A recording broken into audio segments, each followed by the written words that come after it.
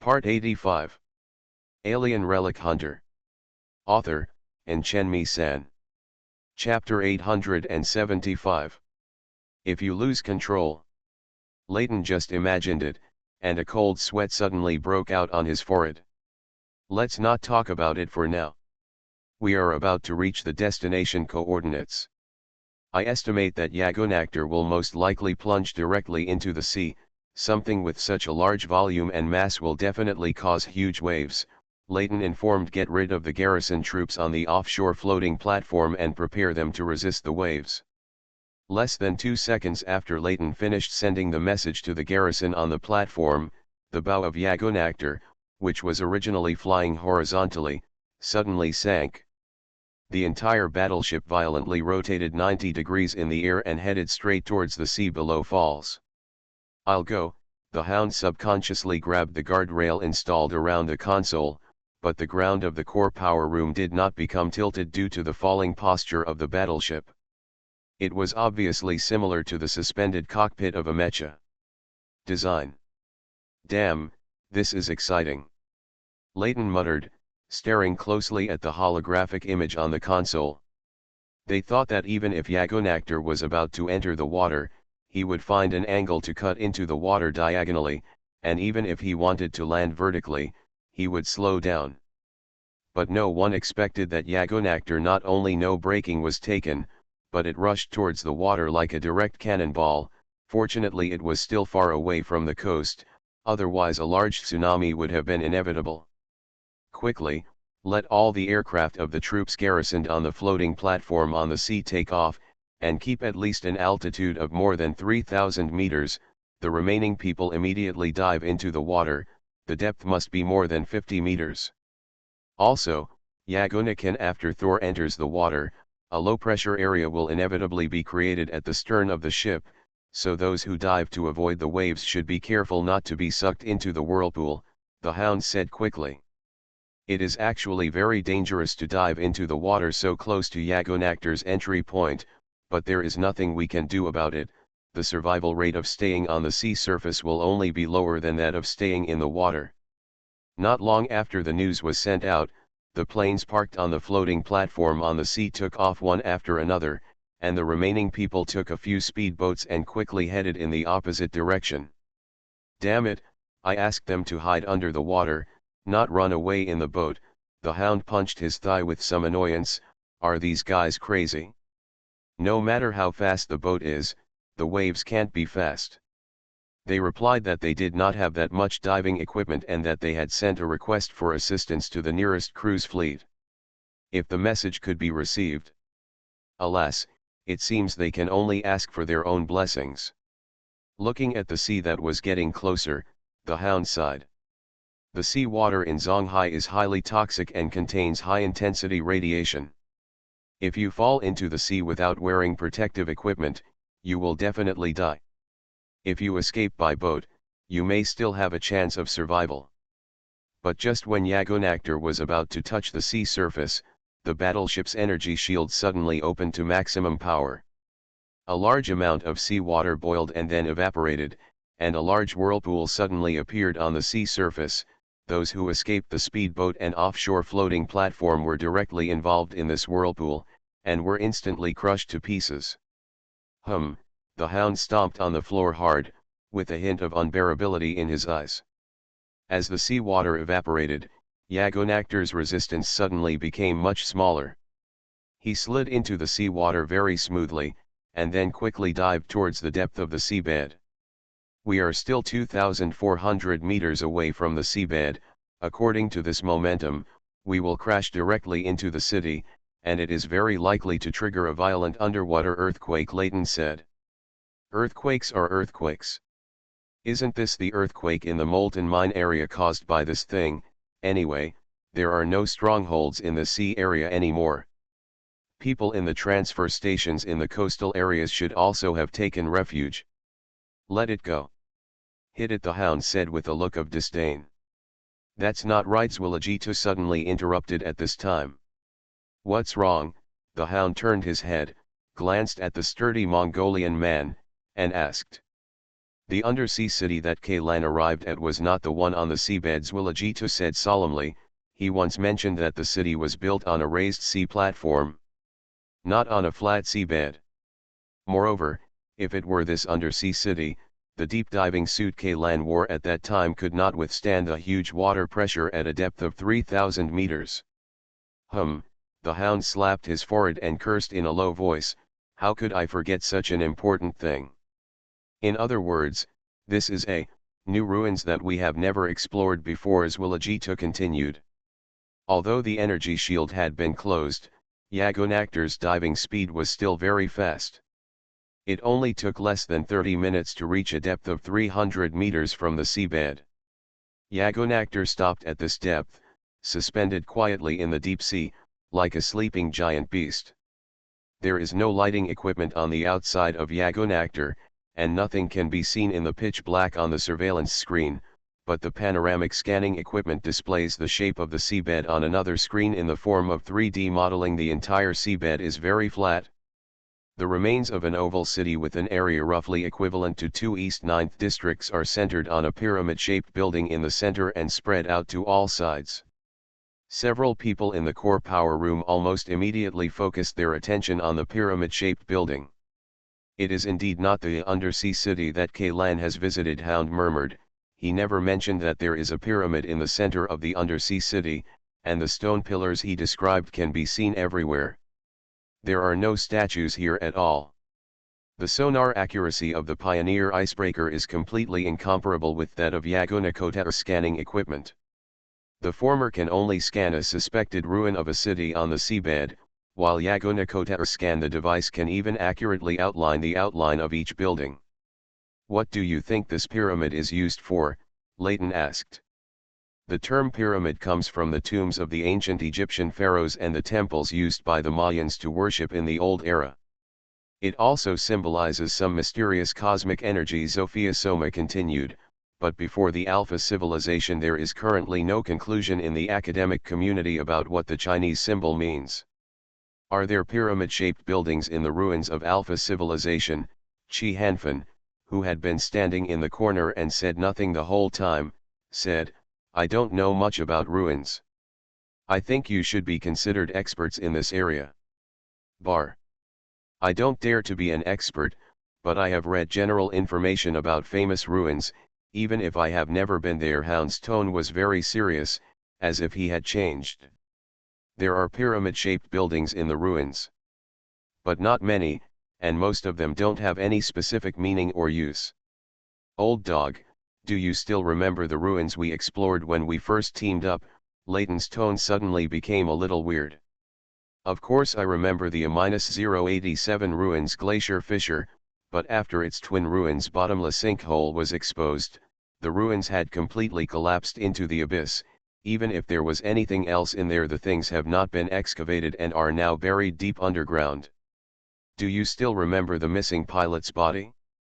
It turned into a monster in the end, and we spent a lot of effort to kill it, Layton continued to ask. Of course I remember, but compared with the enemies we encountered later, that monster can only be regarded as a weakling. Hound nodded.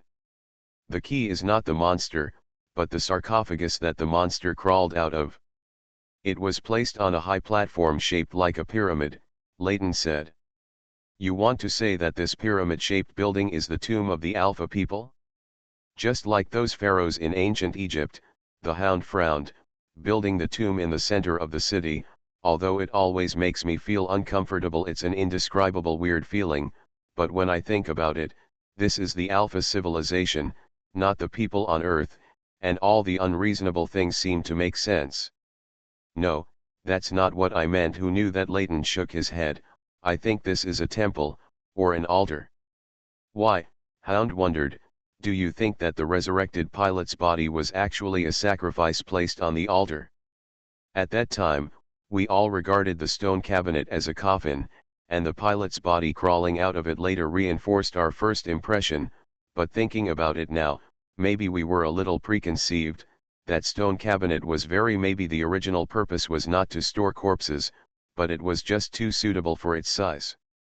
I suddenly remembered some things Zwilligito also said. According to the survey data on the living areas in the ruins of the Alpha civilization, the living space of the Alpha people is obviously larger than that of humans. Kaylan also said that the image of Alpha seen in the Mutuo video has an upper body similar to that of a human, but the lower body has a large number of tentacles. The entire body is much larger than a human. For humans, the size is just right. Sarcophagus would be too small for the Alphas. So, that sarcophagus is actually just a box used to store things. Swilajito continued, the broken stone tablet is stored there. According to K. Ian's recollection, the stone tablet was engraved with prayers to that great god. That's why I felt that the pyramid-shaped stone tablet was probably used by the Alpha people to worship their god. The altar. As soon as Leighton finished speaking, his whole body suddenly froze, and he turned his head to look at the hound. Old dog, Yagonactor's lock state has been released. Relieved? So you can control it now. The hound's expression suddenly perked up and he asked. No, my operating authority has been deleted. Unless I can contact Kaylan and ask him to grant me the authority again, I won't be able to start this. Big guy Leighton shook his head, but now we can get out. Get out? How to get out? There is a 3,000-meter deep seabed outside. Once you get out, you will be pressed as thin as paper. The hound shrugged. We are still locked up in this prison. If there are only a few people, it is not impossible to go out. Chi Hanfan stood up. In order to explore various areas inside Yagonacota, we have prepared equipment corresponding to various environments, including a small deep submersible that can accommodate 4 people. The ultimate depth of this deep submersible is about 11,000 meters. Even the eye of hell in the extreme sea can only enter the depth of 3,000 meters. Completely fine. The deep submersible. Hound and Leighton looked at each other, and both of them saw a trace of worry and fear in the other's eyes. I remember very clearly that the deep submersible that was launched from the Pioneer icebreaker, when it was pulled up, there was not a single living person inside. Rather than a deep submersible, I prefer to call it an iron coffin. But this is our only means of leaving at the moment. Chi Hanfan, who has not experienced the undersea city incident, naturally will not sympathize with this fear. The description in words alone is far from seeing the deep-sea fish that was fished out with his own eyes. The wreckage of the submersible was shocking. You can rest assured that this deep submersible was provided by the Consortium. My team of technicians and I have gone through a series of modifications and enhancements. There is absolutely no problem with its safety. You have to know that at the time, the Institute, when the scientific research team explored the Eye of Hell abyss in the extreme sea, they used a large number of prototypes of this type of deep submersible. After so many missions, the accident rate was 0. Not to mention this enhanced model.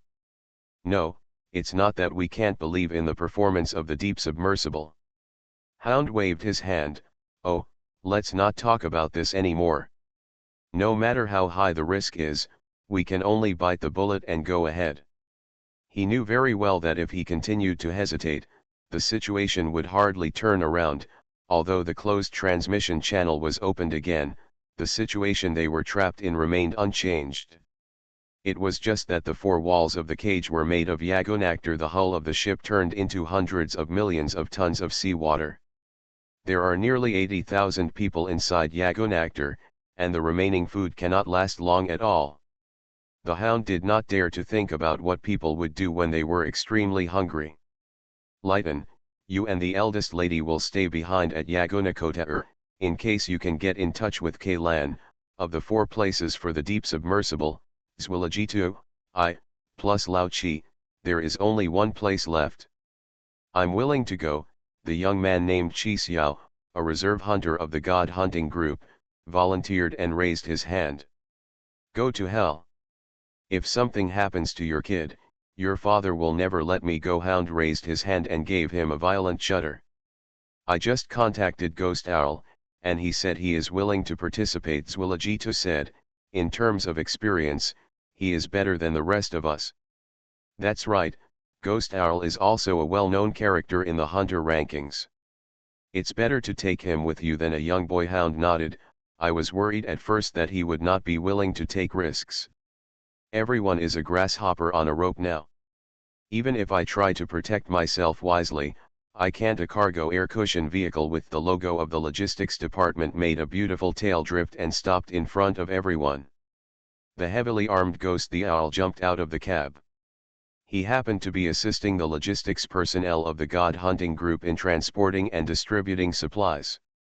He was only a few hundred meters away from the console. As soon as he received the news, he immediately drove over in his car. P.S. Thanks to Daniel and Sopu for the 1,500 starting coins. Alien Relic Hunter author, and Chenmi-san. Chapter 876. Due to the existence of the transfer channel, even the step of water injection and pressurization is omitted. The 4 people only need to sit on the seats and then push the transfer channel through the slide rails, wait until the surrounding scene returns to normal, and dive deep. The weapon is already in the deep sea. The deep submersible is equipped with multiple Scorching Star 3 underwater searchlights in all directions. The maximum brightness of this searchlight can reach 35 million lumens. But in the sea area, the light only penetrated about 100 meters of water, and it was already exhausted. Everyone has known that the sea water in the Central Sea and the Extreme Sea absorbs light for a long time. If the same 5-meter deep pool is filled with clean water, the bottom of the pool must be clearly visible under normal light. But if the sea water from these 2 places is injected, the pool will instantly turn into a dark and deep pool. Although the sea water has been filtered out of all visible impurities before being injected, and it is clear and colorless when taken out in a single basin, when it reaches a certain depth, it becomes like ink. According to the Institute, this characteristic seems to be related to the composition of sea water. It only needs a few not simple purification procedures to erase this characteristic of seawater. But the Institute only purified 10 tons of seawater, and the energy consumed was enough to purify hundreds of millions of tons of domestic water for the residents of the Ark, and in the Central Sea and the Extreme Sea, there are more than hundreds of millions of tons of seawater like this. The outline of the underwater city looked shadowy under the blurred lights, just like a ghost town, full of eerie atmosphere and unreality. Fortunately, Layton could also synchronize the panoramic scanning data of Yagonactor to the computer of the deep submersible. Although the remains of the city below could not be seen clearly with the naked eye, the precise holographic modeling still accurately represented the city. The appearance has been outlined, and at least there is no need to worry that the deep submersible will suddenly hit a tall tower or fall headlong onto a steep slope. It's so quiet. In the deep diving cabin, apart from the beeps from the electronic equipment and the slightly weird-sounding echoes received by the sonar, there were only the breathing and heartbeats of the 4 people. In this environment, even hounds who are accustomed to talking loudly can't help but lower their voices. Isn't the bottom of the sea supposed to be quiet? Chi Hanfan asked puzzledly. If there is really any movement, that would be bad, right? I mean, the sonar is too quiet. The hound pointed to the hemispherical one on the control panel. Every few seconds, a circle of ripples would spread out from the center, and not long after, another circle of ripples would return from the edge to the center. The screen said, the sonar can only scan the seabed and the ruins of the city on the seabed. There is no other sound. This is not normal. It's not normal, Ghost Owl continued. Although the deep sea has always been called a restricted area of life, there are actually many types of creatures living in the deep sea. The depth of the eye of hell in the extreme sea is enough more than 10,000 meters, except for the waters polluted by the corpse of the prehistoric species Yinglong. There are a large number of active deep sea life in other places. The depth here is only 3,000 meters, so it should not be completely dead. Right. Yes, you know, when we first arrived in the sea area, we happened to encounter Miss Soma's icebreaker being besieged by deep-sea giant eels. Since there are deep-sea giant eels in the sea area, they must also exist. Otherwise, what would these giant eels eat? The hound pressed his face against the porthole, which was made of several layers of special glass and filled with a transparent semi-liquid pressurizing agent, staring into the darkness. said the sea water. Could it be that Yagunactor scared away the deep-sea creatures when he dived, so it was so quiet? Chi Hanfan raised a conjecture. This is the only possibility, Hound nodded. Lao Chi, at least you are right about one thing. Quietness is better than bustling. I would rather scare myself than see a giant deep-sea eel appear in front of my eyes right now. Swim over. But just after the Hound said this, a dark shadow suddenly floated past the porthole, so fast that the four of them didn't even have time to see its general outline. What the hell? The Hound's eyes widened, and his right hand had already pulled out the pistol from the holster on his waist. Although this conventional weapon cannot function underwater at all, it has become a habit to draw the gun immediately when in danger. A soldier's muscle memory is engraved in his bones. Not only him, but Chi Hanfan, Ghost Owl, and Zwiligetu also immediately reached for their weapons. Did you see it too? The Hound turned around and asked, isn't it my hallucination? It's not an illusion. Chi Hanfan felt a chill running down his spine, but... He glanced at the sonar screen several times as he spoke. The sonar didn't detect anything near us at all. Is there something wrong with the sonar? Ghost Owl whispered. That thing was not even 5 meters away from us just now, otherwise, we think it would be impossible to see it without direct light. It should have swam past the deep submersible. It's so close, so it's impossible that the sonar can't detect it. No, it's not necessarily a problem with the sonar. The Hound shook his head. The problem may be with the thing floating past. Some creatures have special fat layers on their skin that can absorb sound waves. When sound waves touch them, it's like a hammer hitting cotton, there will be no feedback at all. Old dog, I forgot to tell you that this deep submersible is equipped with the latest model of high-power sonar. It has the functions of both active sonar and passive sonar. If the body of a certain creature can absorb sound waves, then the sonars there should be an obvious blank on the image, and there should be an obvious gap in the received sound wave circle pattern, instead of nothing abnormal like now. Chi Hanfan murmured, unless it is a ghost, the sound waves will pass directly through its body without being affected in any way. Ghost?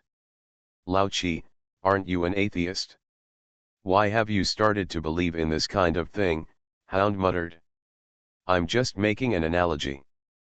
Chi Hanfan's eyes kept switching back and forth between the sonar screen and the porthole, to completely avoid sonar detection at such a close distance. According to the existing human civilization, there are 2 ways to develop science and technology. What 2 ways? The Hound asked. The first method is to add a lubricant coating to the surface of the object so that sound waves can slide over the surface. Alpha civilization can do this easily.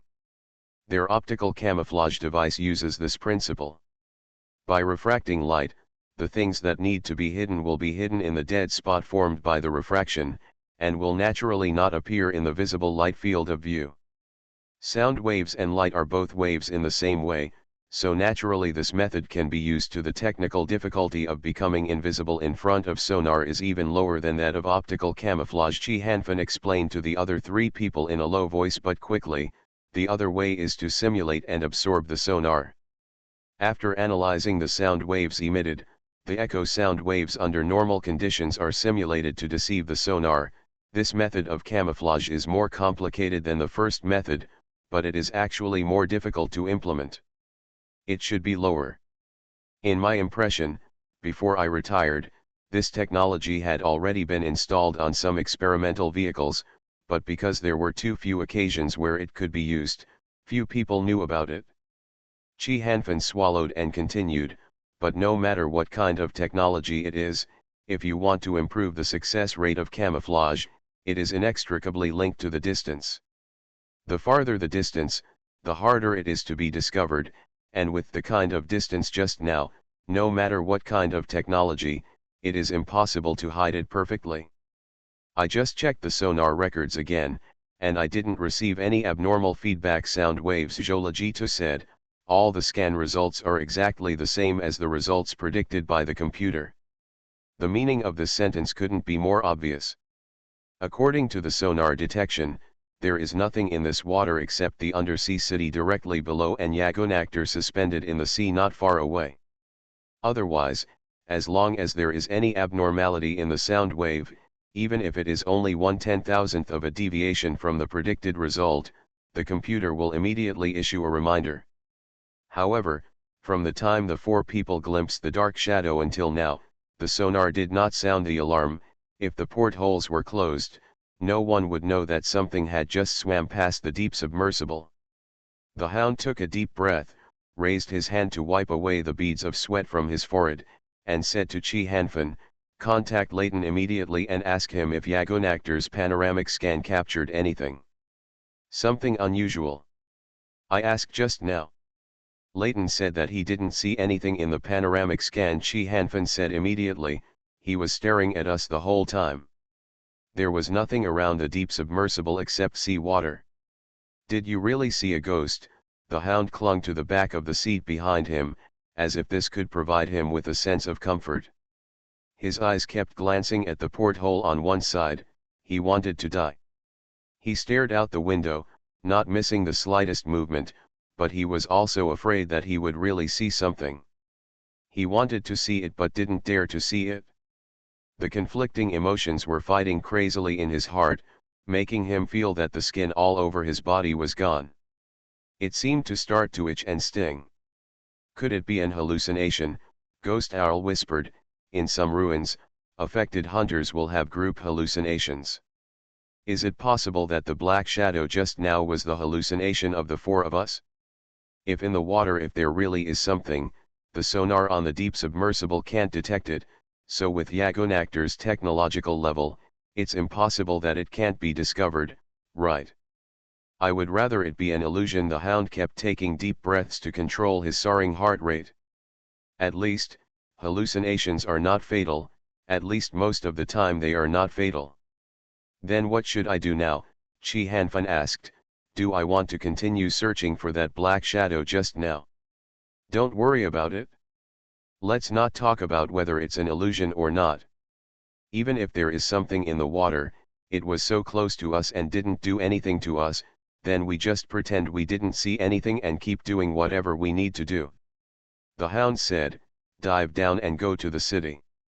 Chi Hanfan didn't answer, but he knew in his heart that in this case, instead of wasting oxygen and energy like a frightened bird, it would be better to continue to implement the original goal. If that thing is really, if they were to launch an attack on the deep submersible, they would not be able to prevent it at all. After figuring this out, the fear lingering in my heart actually subsided a lot. Chi Hanfan switched the control mode of the submersible to full manual operation and gently pressed down the joystick. The front end of the submersible tilted slightly. Under the triple action of the tail propeller thruster, external drainage tank and anti-gravity device, it slowly approached the city ruins below. Diving in progress, still 45 meters from the seabed, current depth, 3,192 meters. "Come closer," Hound said. The 6 searchlights in front of the deep submersible concentrated the light beams, and the outline of the originally hazy building finally became clearer bit by bit. "Is this the city under the sea?" Zwilligita couldn't help but sigh in a low voice as he looked at the remains of the city outside the porthole, which, even though it was dilapidated, could still vaguely see its former grandeur. "The damage to the building is very serious," Ghost Owl said. "Look, the things that were broken into pieces, if I read correctly, should be the empty rails that are common in Alpha civilization cities. The Sky Rail in Alpha City is not the same thing as the Sky Rail train inside the Earth and the Ark. This thing can be regarded as a highway built at high altitude. The Sky Rail itself is just a 3-meter diameter rail. The structure, but with the empty orbit as the center, can expand a gravity channel with a diameter of about 20 meters. The Alpha civilization's vehicle can glide at high speed on the inner wall of this gravity channel that is invisible to the naked eye, making it look like it is flying. I have led teams to explore many urban ruins of the Alpha civilization. This kind of sky rail generally only appears in cities above the B level. The towers used to support the sky rail are generally between 500 meters and 1,000 meters tall. About meters, I think this kind of traffic would not appear in an underwater city. A Class B city is equivalent to a provincial capital on the Earth. As for Class A, it is a city at the capital or cultural, political, and economic center level. This city sank from the sea, Kaylan told me. Hound murmured. He said he saw a burning city sinking into the sea with his own eyes. See it with your own eyes. Ghost Owl was stunned for a moment. Where did he see it? P.S. Thanks to Reading Giraffe for the 3,000 starting coins, thanks to Soap for the 1,500 starting coins. You are listening to Novels at Bless Up channel. Wish you happiness and luck. Please subscribe to receive new novels. How do you feel about this novel? Please like and leave a comment. Alien Relic Hunter, author, and Chenmi-san. Chapter 877. Well, to be precise, it can't be counted as seeing it with his own eyes. Hound thought for a moment and corrected. What he saw should be some images that were preserved through special means. Well, in this case, it is very reasonable for the city to be damaged like this, Ghost Owl said. He did not ask for further details. He knew very well that every hunter and every hunting group has his own secrets, and these secrets will not be easily shared with outsiders. Although Ghost Owl is now a grasshopper on the same rope as Hound and others, he still has this self-knowledge. He and the people of the hunting god hunting group can trust each other. This trust is limited to the situation where both parties cooperate to survive. As for those things involving core secrets, it is impossible for the other party to share them with a temporary collaborator like him. However, he also believes that if it is a secret related to the focus of this operation, the three people in front of him will not hide it from him. In the past few months of getting along, Ghost Owl can still understand the temperament of these people. Relatively clear. To be fair, these people gave Ghost Owl a good impression. If he hadn't signed a lifelong contract with the Grey Bird hunting group, and this old club had always treated him well, he might actually have switched to god hunting group. Thinking of this, Ghost Owl couldn't help but froze for a moment. Although he was not very clear about the details and inside story of the current situation, he still knew roughly what happened. He certainly did not think that he had rebelled against Ark, not only him, but also the hunting gods and hunting groups who had been with him day and night during this period. There are no signs of rebellion at all, let alone signs, not even the reason or motive can be found. After much deliberation, there is only one possibility. It is that the god hunting group discovered some kind of technology left behind by an alien civilization inside Yagonactor, or something that is enough to overturn the existing balance of power. In some cases, driven by people's inflated ambitions, it is possible to plot rebellion, but the problem is that Ghost Owl has been on the front line of exploring Yagonactor during this period. If there is such a thing, it's impossible not to notice any clues. Moreover, after being suddenly attacked by the Black Fleet, the performance of the god hunting group was completely in line with his expectations. If this group of people was really plotting a rebellion, they could not have been unprepared. The only thing that puzzles Ghost Owl is the weapon that instantly destroyed the Black Fleet. Although he still doesn't know what that weapon is, judging from the performance of everyone in the hunting god hunting group, they, like myself, I also knew nothing about it before.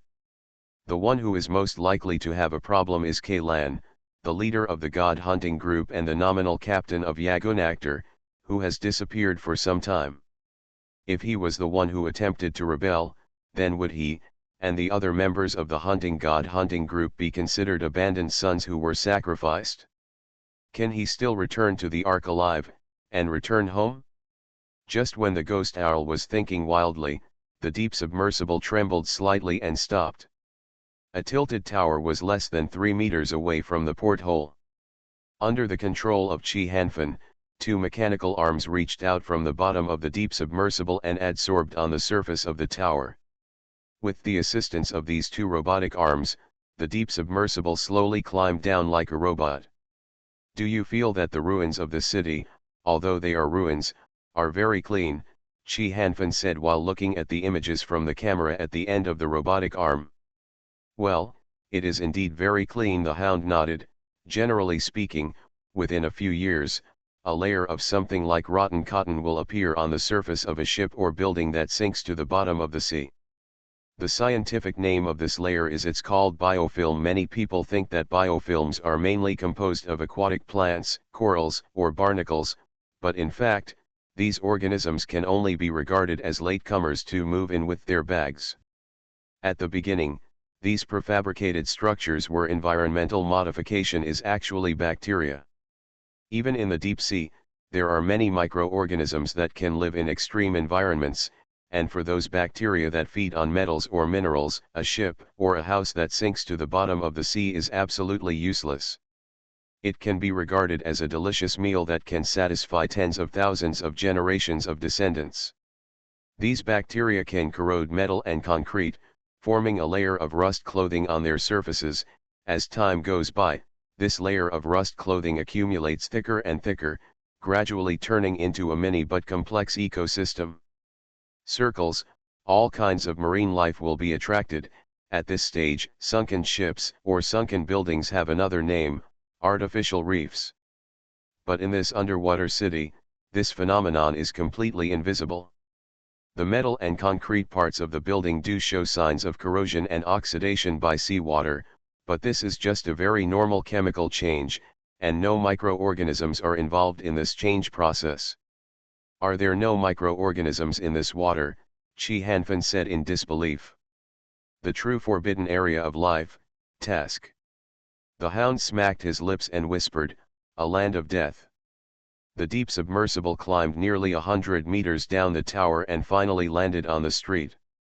The cover on the backside of the deep submersible lifted upwards, and two thicker folding mechanical arms poked out of it. This pair of the end of the robotic arm has a three-toe structure, and each support toe is equipped with a pneumatic suction cup, which can firmly fix the deep submersible to the ground, so there is no need to worry about being swept away even if it encounters an undercurrent. But in this way, the shape of this deep submersible looks very much like a bipedal mecha, especially the recurved joint structure of the legs and the extremely classic Walker series mecha. Almost exactly the same. Is this thing modified by that guy Layton? Hound muttered. Aren't you afraid of affecting the stability of the structure if it's so fancy? The extra space required to install the motion robotic arm will indeed affect the strength and stability of the main structure, but as long as the physical properties of the material are strengthened, this loss can be made up. Chi Hanfan continued. The original exploration, the inner shell and outer shell of the deep submersible used by Hell's Eye Black Abyss are made of N65 level alloy materials. The outer shell of the thing we are riding now is N97 level, and the inner shell is directly made of pure nano alloy. The strength is at least 30% higher than that of the prototype. The prototype has even been to a depth of 10,000 meters, and 3,000 meters will not put any pressure on our special machine. When it comes to mechanical things, you suddenly become confident. In this regard, you and that guy Layton are exactly the same. Hound said. What about weapons? Does this thing have any weapons?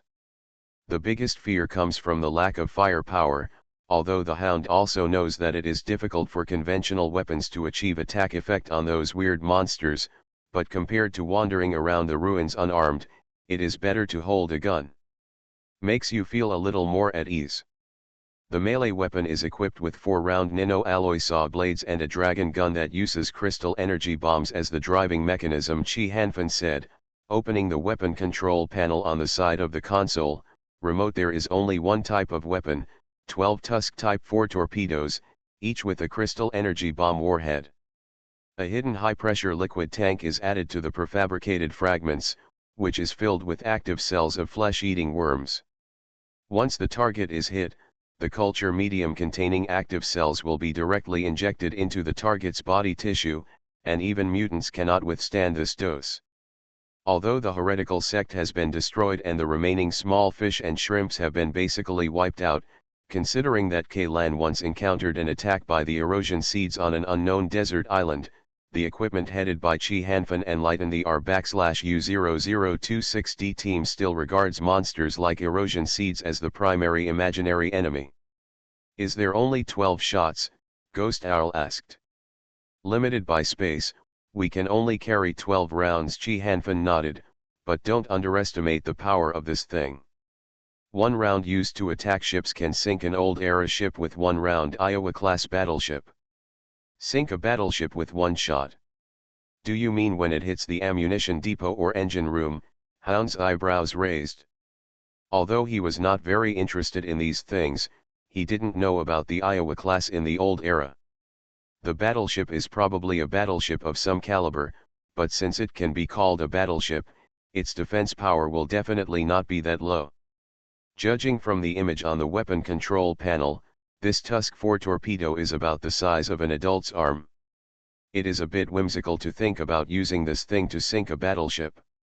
No, as long as it can hit the main frame of the battleship or explode inside the battleship, it can be sunk. Chi Hanfan said seriously. The crystal energy bomb installed on the warhead is a condensed version.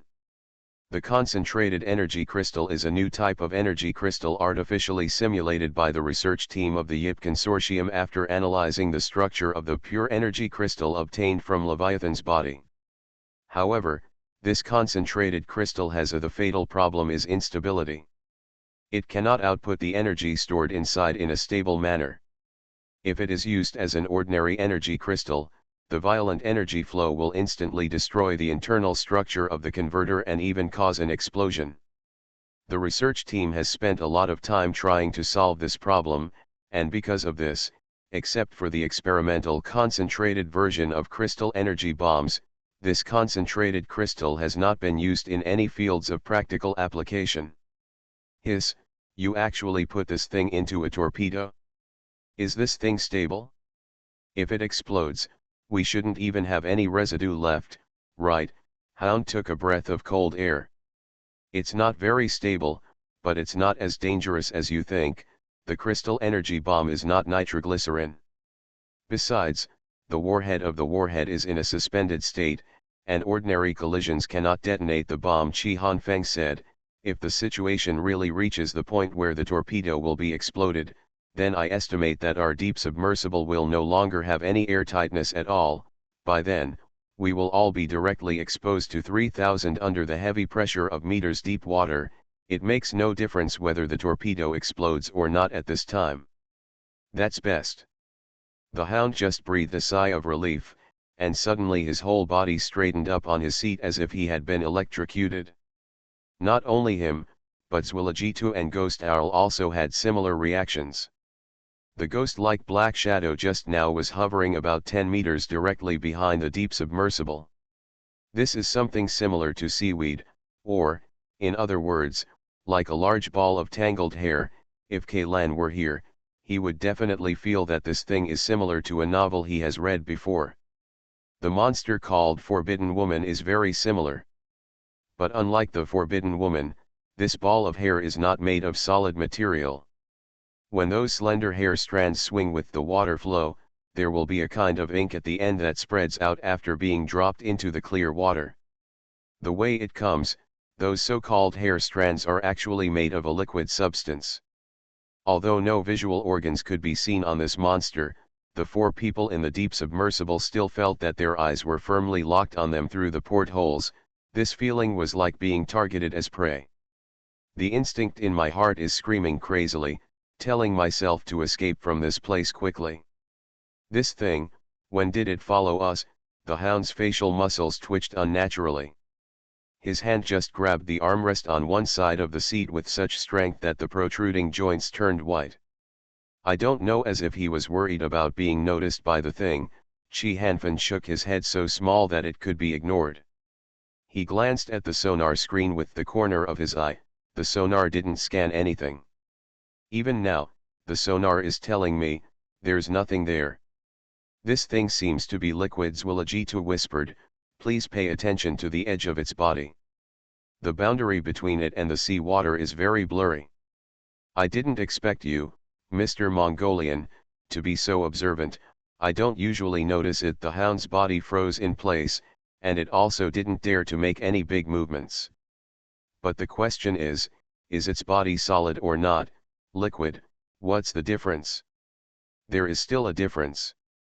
Chi Hanfan lowered his voice. If this thing is a ball of liquid, and the density of the liquid that makes up it is very close to that of seawater, then it can indeed be scanned by sonar. To achieve complete invisibility, sound waves penetrate its body just like seawater, without any abnormal feedback. So that's it? Hound took a deep breath and nodded, as if he had made a decision. Lao Chi, prepare to launch torpedoes. No matter what this is, we must strike first. At this distance, if a torpedo is detonated, we will also be affected, Chi Hanfan said in a low voice. Alien Relic Hunter. Author, and Chen-Mi San. Chapter 878. The torpedoes can't be used, so let's fight in close combat, the Hound urged urgently. Rush up and tear this thing apart with the saw blade. Chi Hanfan swallowed with some difficulty. His hands holding the joystick were trembling, and his joints were shaking, but he couldn't muster any strength to move the joystick. Push down. What's wrong with you? Hound naturally noticed Chi Hanfan's state. Lao Chi, are you scared out of your wits? I don't remember you as such a person. I am no longer the Chi Hanfan I used to be. Chi Hanfan clenched his back molars and squeezed out the words one by one from between his teeth. Why do you think that battle ended? Afterwards, I retired from the army even though I was not disabled.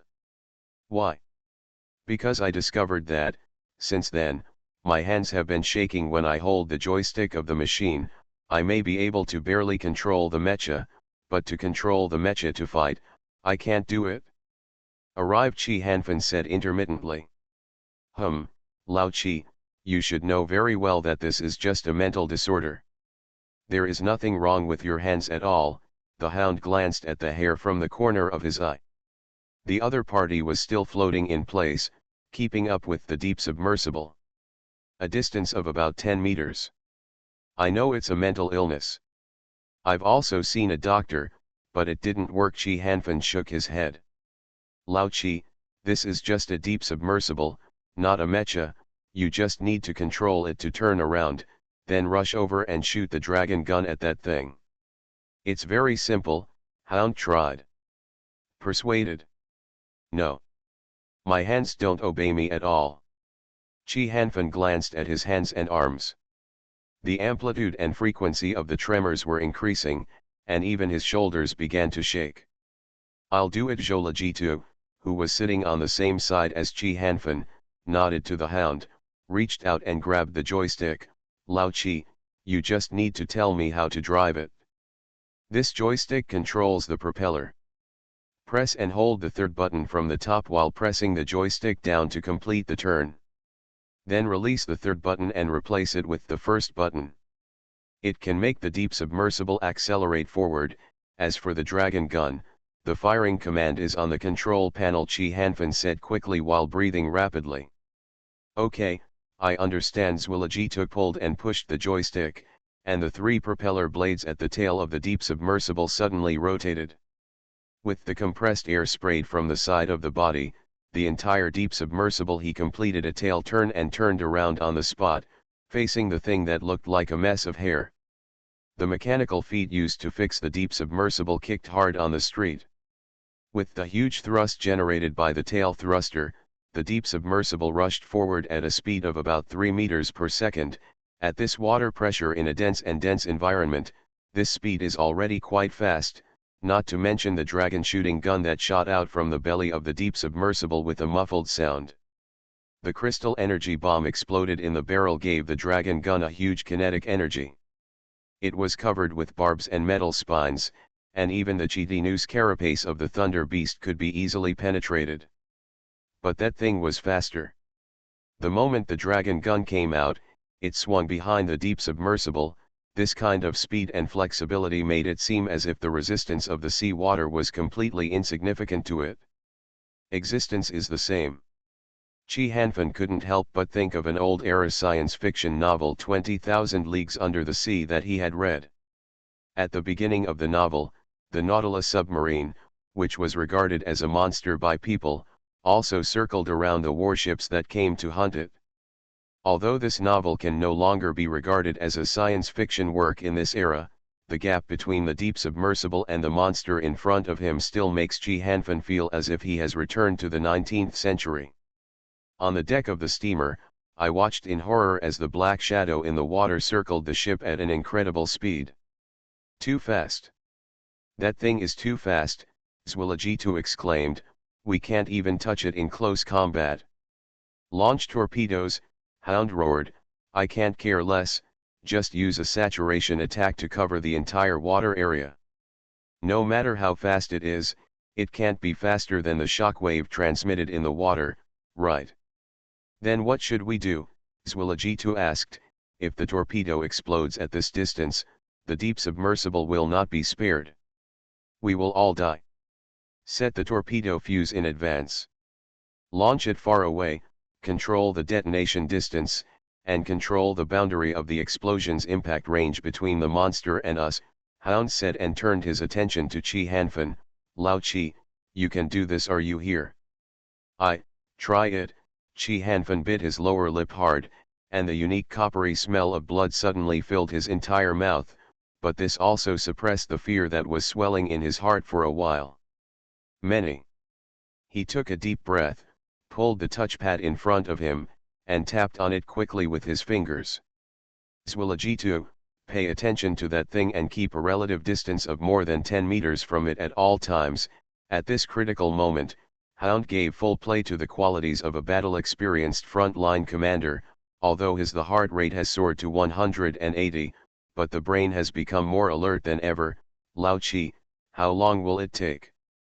The explosion range and the safe radius of the shockwave at this density have been calculated, and the relevant parameters are being set. Chi Hanfen replied without raising his head, give me another 10 seconds. Add the detonation time by 2 seconds. I'm afraid it's too far away to kill this thing, Hound shouted, don't worry about us. If I read correctly, that button should be used to activate the energy shield, right? The deep submersible is indeed equipped with a small and medium-sized shield generator, but as we all know, in the underwater environment, due to the heat and evaporation of water, a large amount of energy will be consumed, so the use of the energy shield in the water will be greatly restricted. Even if it is used powered by a high-power energy converter, the shield can only last for a second or two. Except for monster-level things like Yagunactor. The Hound has bet on 1 or 2 seconds, as long as the energy shield can be activated the moment the shockwave arrives, it is enough to ensure the safety of the deep submersible. Outside the porthole, the hare had floated faintly towards the deep submersible. At the same time, Zwilligitu desperately pulled the control lever backward, and the propulsion chambers on both sides continued to spray out high-pressure gas. A series of the bubbles occupied 1/3 of the field of view outside the porthole, pushing the deep submersible back continuously, but even so, the distance between the deep submersible and the thing was still shrinking. This was the result of the other party's deliberate speed control. If this hare had been chasing the deep submersible at the same speed as it had just avoided the dragon shooting gun, it would have been stuck to the porthole by now. The Hound has already put his hand on the button of the energy shield. If the distance is brought a few meters closer, even if the torpedo has not been launched, he will press the button without hesitation.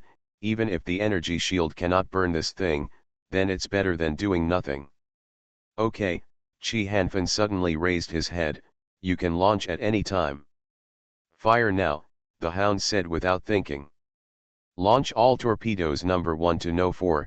Chi Hanfen released the safety devices of torpedoes number 1 to number 4 in turn, and then pressed his thumb on the screen. Fingerprint identification is correct. As these 6 words flashed on the screen, the torpedo cabins on both sides of the deep submersible opened one after another. 4 mini torpedoes dragged a trail of white bubbles and shot towards the target quickly. Far away.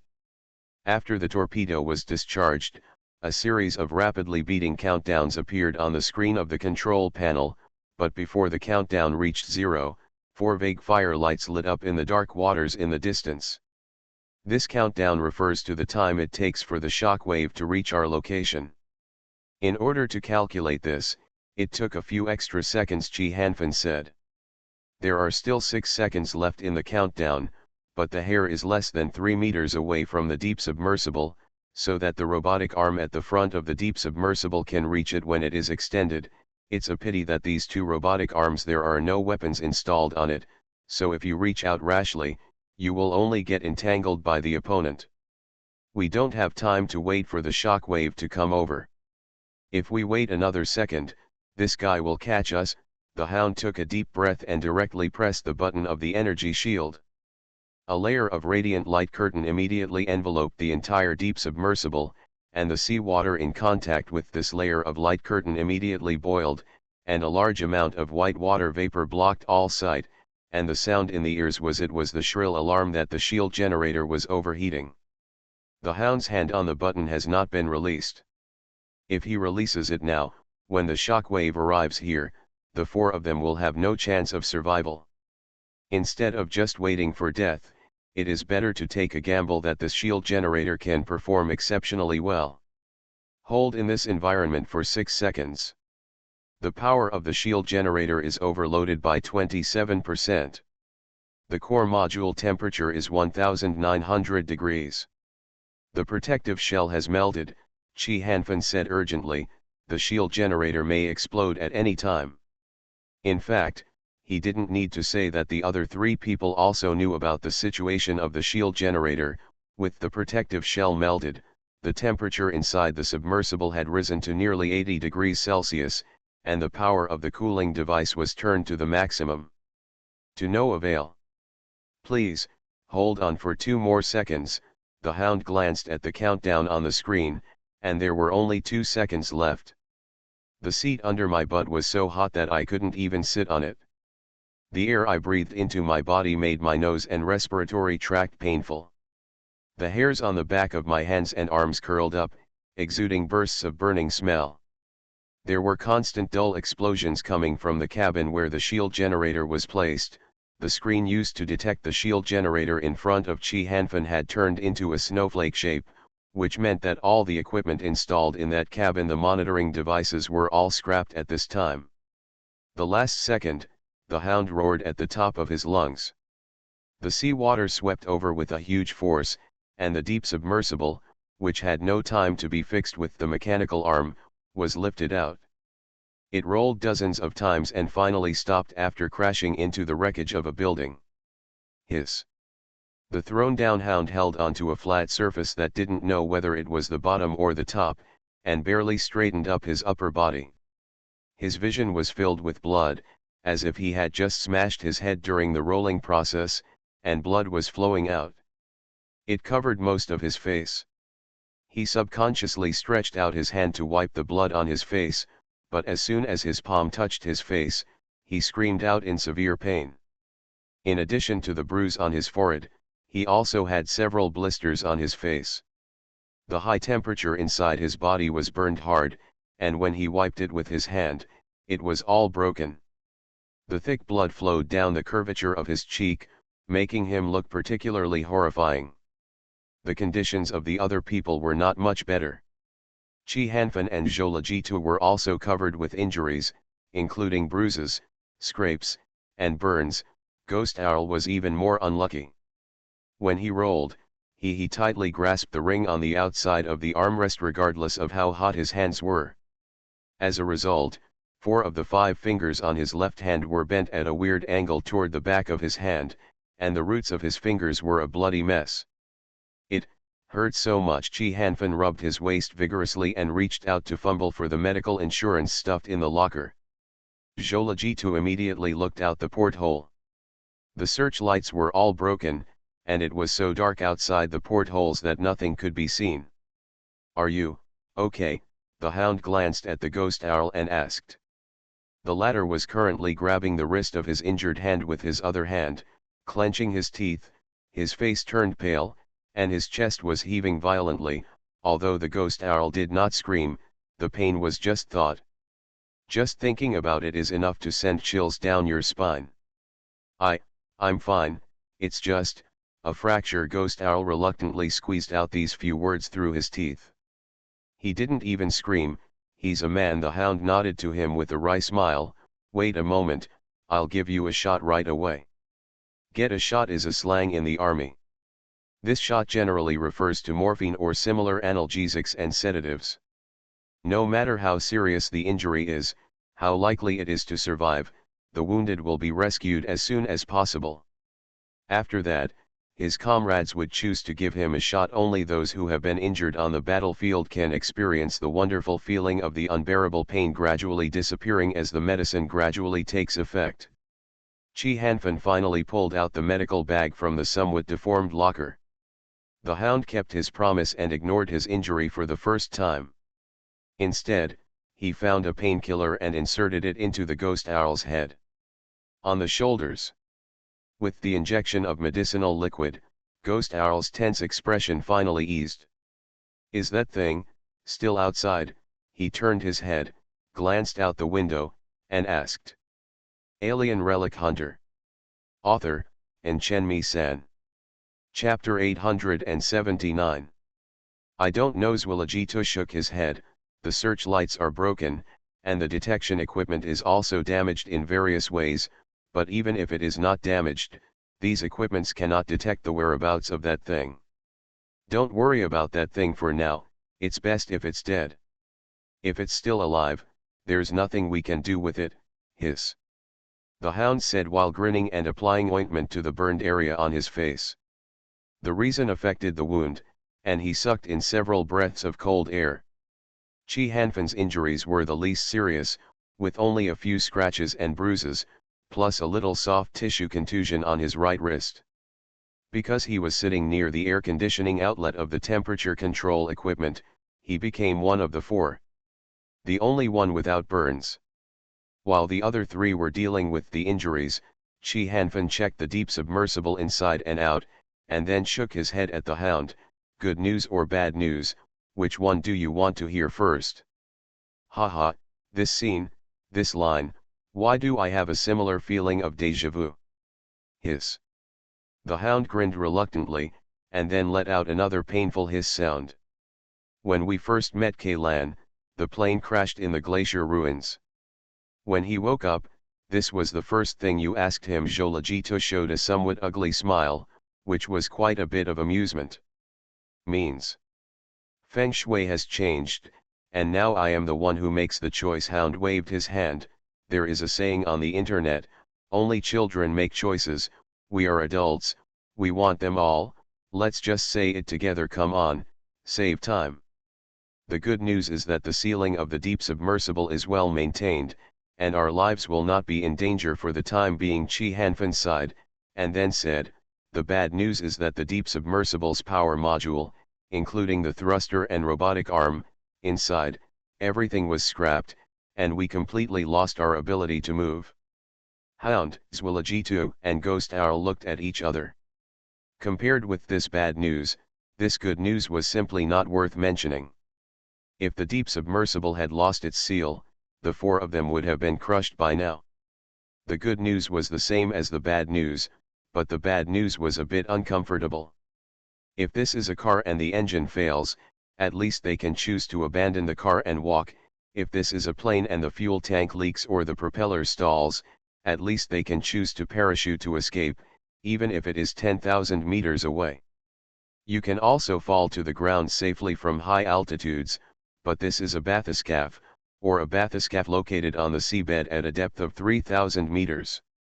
Let alone leaving the deep submersible, they couldn't even open the hatch under such huge water pressure. Of course, this does not mean that it is completely impossible to open the hatch. You only need to drill a hole in the deep submersible and put seawater in to balance the internal and external pressures to open the hatch. But doing so is no different from committing suicide. The seawater shooting in will cut open the four people like a water cutter. Moreover, the cabin that has lost its airtightness will be severely squeezed and deformed in just a few seconds, just like a bird that has been stepped on. Feet like empty cans. To put it bluntly, even if they could safely open the hatch, with ARC's current technology, they would not be able to come up with a single soldier diving suit that would allow people to move freely at a depth of 3,000 meters. That is to say, we are in jail again. Hound took a long breath. Damn, from the big prison in Yagonactor to a single room, and it is still a single room with 4 people squeezed in, oh shit. The sentence started and ended with scolding mother, which shows that the hound was in extremely depressed mood at this time. Where is the communication equipment? Is the communication equipment damaged? Ghost Owl asked. Can we contact Yagonactor now? I've seen it, there's no signal at all here. Hound pouted at the series of no signal icons on the screen and said. The communication equipment has not been damaged, but there is strong interference where we are now, coupled with the obstruction of the sea water. Chi Hanfan said with a look of embarrassment. We seem to have crashed into the inside of a building. All the searchlights on the outside of the deep submersible were destroyed, and Zwilligita could only take out a tactical flashlight he carried and shine it out the window. This kind of tactical flashlight, the maximum brightness can reach 26,000 lumens, and it can even be used as a flash bomb in strobe mode. However, in this water area, even if the output power is adjusted to the maximum and the light angle is adjusted to the minimum, it can only illuminate less than half a meter away. As for the unit of brightness, let me say a word here. In fact, the one used to express the intensity of light should be candela, and lumen is the unit of luminous flux. To be precise, lumens is equal to the light intensity multiplied by the three-dimensional angle of the illumination. The relationship between the three is similar, depends on pressure, and stress area under the same lumen. The smaller the illumination angle, the higher the brightness. The light beam emitted by the tactical flashlight was constrained into a beam with a diameter about the same as a 1 UN coin from the old era. With this light, you could vaguely see that the deep submersible was located on a ground made of metal. From this, it could be seen that they collided with each other. The main structure of the building we entered is composed of a large amount of metal, so it is not surprising that it has such a strong interference. Moreover, due to the obstruction of the building debris, neither laser communication nor sound wave communication could make contact with Yagonactor. Actually, what can we do if we contact Yagonactor? There is only one deep submersible on the ship. Even if they know that we are trapped, they will not be able to rescue us, Hound said in a dull voice. In addition to this deep submersible, Yagonactor's only 2 underwater vehicles are 4 Zakok underwater multi-purpose mechas for emergencies, but the Zakok, the ultimate depth is only 800 meters. Beyond this depth, the body will be crushed by the sea water. Isn't this thing really going to become our iron coffin? Zwilligita glanced at the Hound. Old dog, your crow's mouth skills are not inferior to that guy Layton at all. Don't worry, aren't the 4 of us still alive and well? The iron coffin is a piece of shit. The Hound dropped the squeezed ointment tube to the ground. I don't believe it anymore. 4 big jobs people can still be trapped here to death. Don't talk about 4 big living people, even 400 big living people are useless. Ghost Owl shook his head. The water pressure outside is enough to crush us thinner than pancakes. Even the road roller, it doesn't have this effect. If there are 400 people, they will die faster. Chi Hanfan glanced at the screen a few times and said, the oxygen generator is still sufficient. The biggest problem is food and water. How many are left? The Hound glanced at him and asked. It's okay that Chi Hanfan didn't mention it. When he did, the Hound suddenly felt that his lips and throat were extremely dry, and he also felt hungry in his stomach. Food was already in short supply on the Ark. The meal before departure he only ate 1/3 of the normal amount. At this time, the little storage in his stomach had already been digested. If he didn't eat something to fill his stomach, the stomach acid would probably start to reflux. Food can definitely last longer than drinking water. Chi Hanfan said, there is no water purification device on this deep submersible. Even if we use the materials on hand to make a simple filtering device, we can filter the discharged urine. If you filter it and then drink it, it can only last for 2 days at most. We are surrounded by water, but we end up dying of thirst. Ghost Owl sighed. I can feel the despair of sailors on lost ships in the old era. Can this thing be pushed from the inside? Hound said, slamming his shoulder against the inner wall of the submersible, trying to make the submersible move in this way, but he hit it 7 or 8 times in a row, except for his shoulder. Apart from the redness and pain, the submersible did not shake at all and was as stable as a mountain. Damn it, I was pushed away by the shockwave just now. Why is it so humming stable now? The Hound raised his fist in annoyance, but before it hit the inner wall of the submersible, his stomach was already gurgling unsatisfactorily. Goo cried. Actually, the situation on Yagunactor is not much better than ours. There are nearly 80,000 mouths to feed. Chi Hanfan said as he took out a compressed biscuit and broke off half of it. Handed it to the Hound. If these 80,000 people are ignored, the supplies on Yagunactor are actually enough for the core members of the hunting god hunting group to last for several years. But if the Hounds are allowed to do this, they would rather surrender to the undead crew. But now, even the chance to surrender is gone. Is there any water? I'm so thirsty, this damn biscuit is so oily and dry, it's all stuck in my throat. The Hound chewed up half of the compressed biscuit in 2 or 3 mouthfuls and swallowed it, then revealed an expression like being choked. There's not much water. If you don't want to start drinking your own urine early, you'd better save some. Chi Hanfan poured a little into the lid of the kettle and handed it over.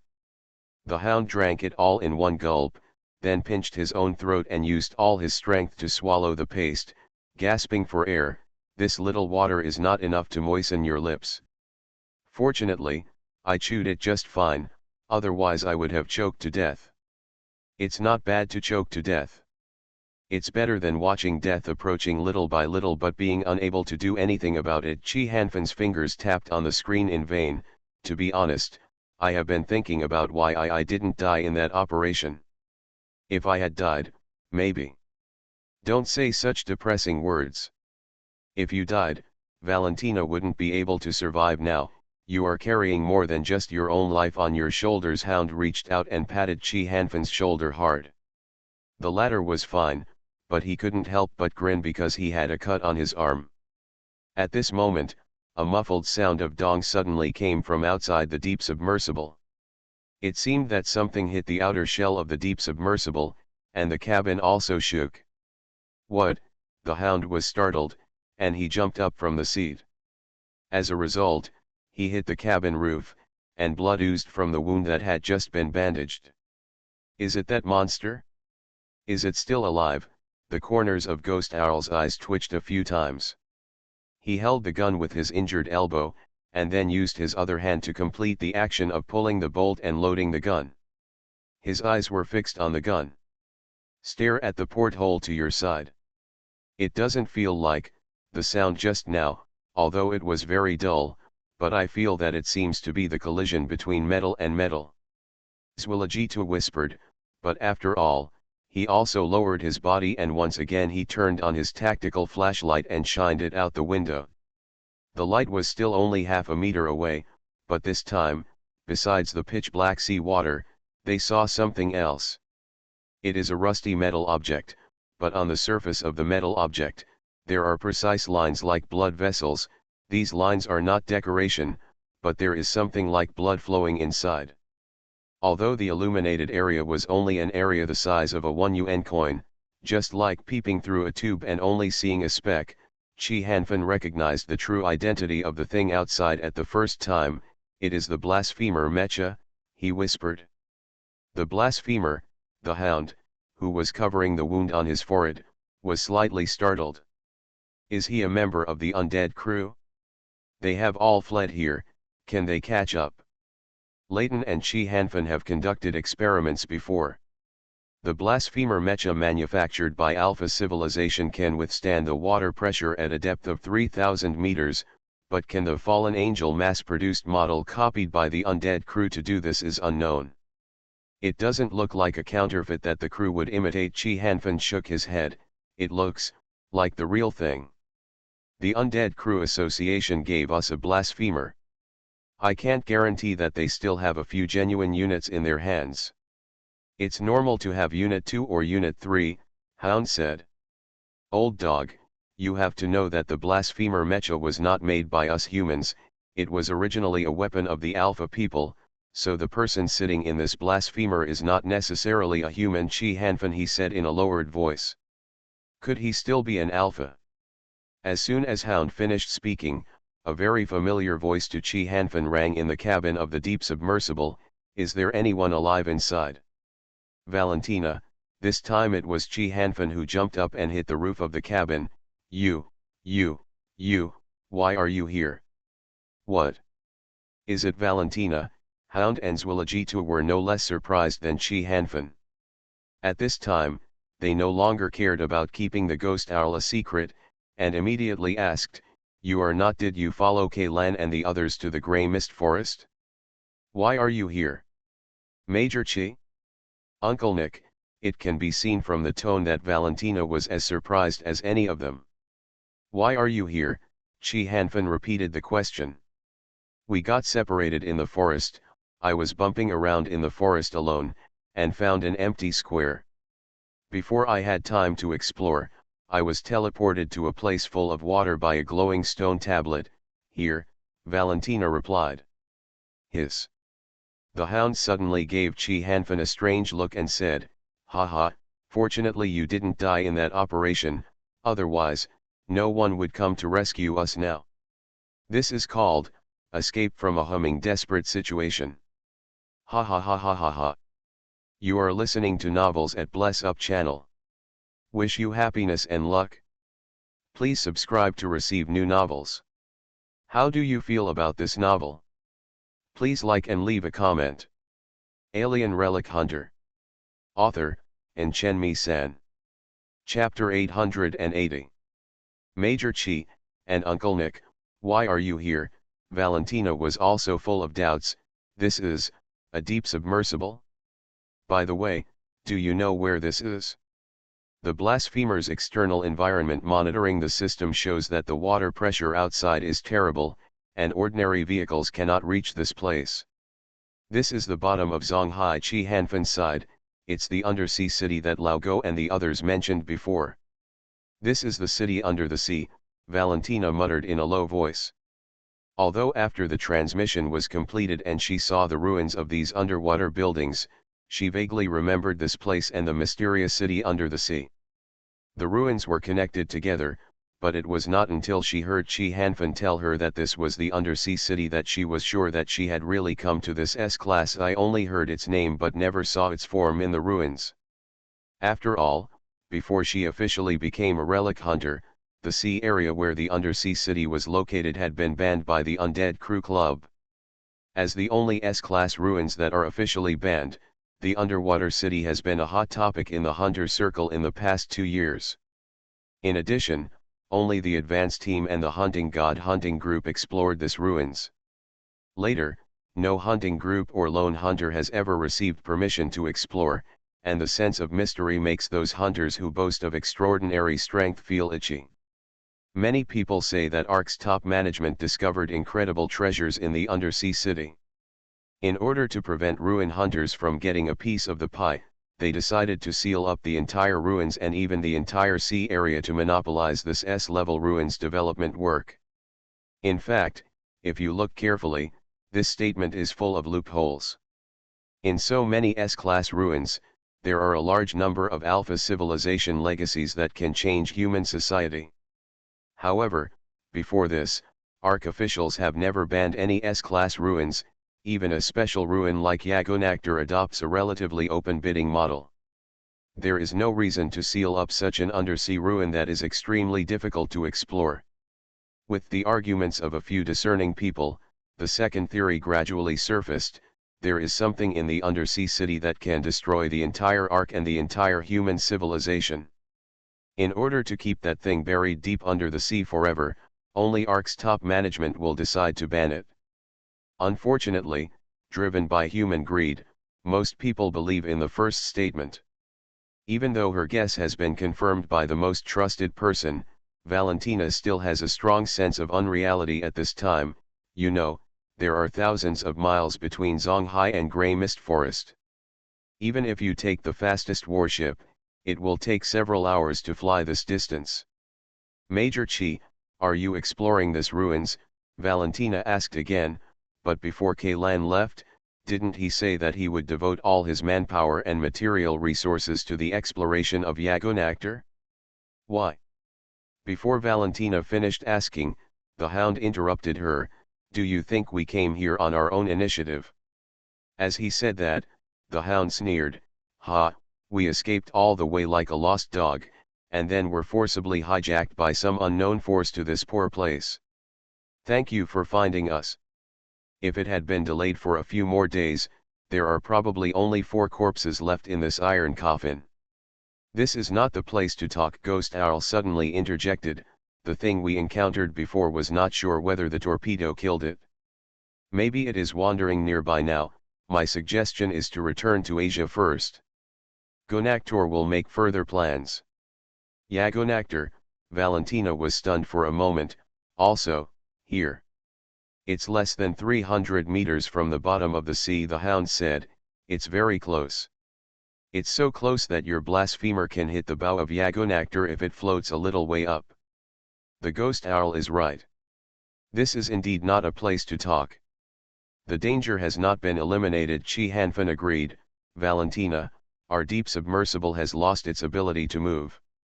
We need you to bring us back Yagonactor." "Okay," Valentina responded immediately. The blasphemer mecha opened its arms and directly held the submersible in its arms. Driven by the propeller, the body and the submersible slowly moved upward. "Float away." Including Valentina, the 5 people were silent. Chi Hanfan stared closely at the pile of large and small dashboards on the console, while the other 3 looked warily out of the portholes. The thought of being able to escape from the desperate situation immediately, the desire to survive that had been somewhat dissipated by several people, was immediately rekindled. In the process of escaping, the biggest threat was naturally the monster that looked like a ball of hair. The atmosphere that was originally filled with a hint of joy at being saved once again became tense. The hound's huge aquiline nose was almost entirely pressed against the porthole, its nostrils were buzzing slightly, and even breathing became cautious. The blasphemer mecha carried the deep submersible and floated out of the wreckage of the building, heading towards the water directly above the underwater city. 1 minute, 2 minutes, until the 5th minute, Chi Hanfan finally broke through this atmosphere of silence. "Wrong." "What's wrong?" Hound asked immediately. "Although the depth gauge is broken, I measured the rising speed of the blasphemer mecha.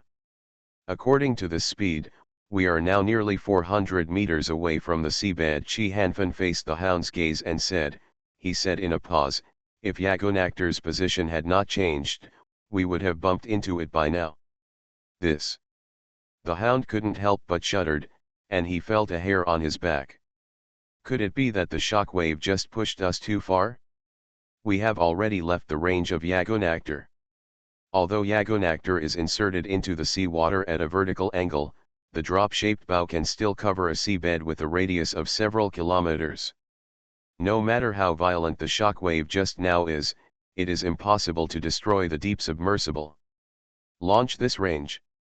I've tried laser communication, acoustic communication, and sonar in all directions, but I can't find Yagonactor." Chi Hanfan's face looked a little pale. "It's impossible for such a big thing to just disappear," the dog said decisively. "It must still be there.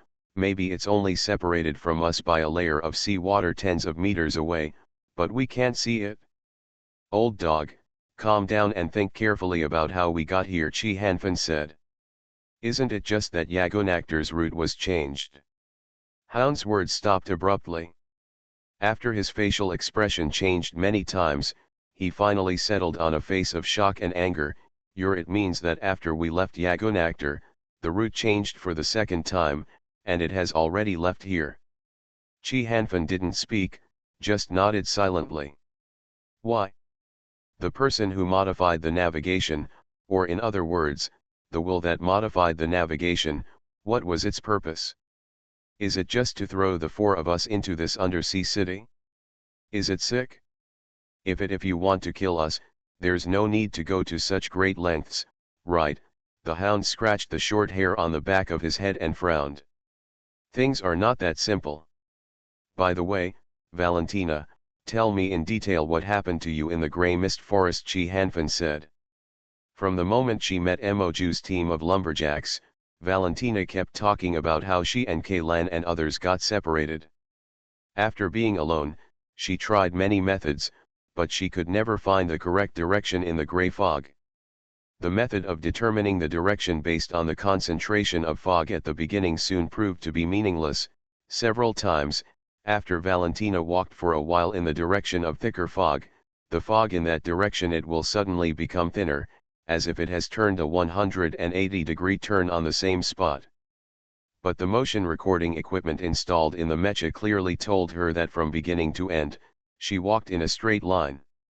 Valentina fell into a breakdown for a while, but just when she started breaking pots and controlling the blasphemer mecha to run aimlessly in the gray fog forest, she suddenly crashed through a wall of fog.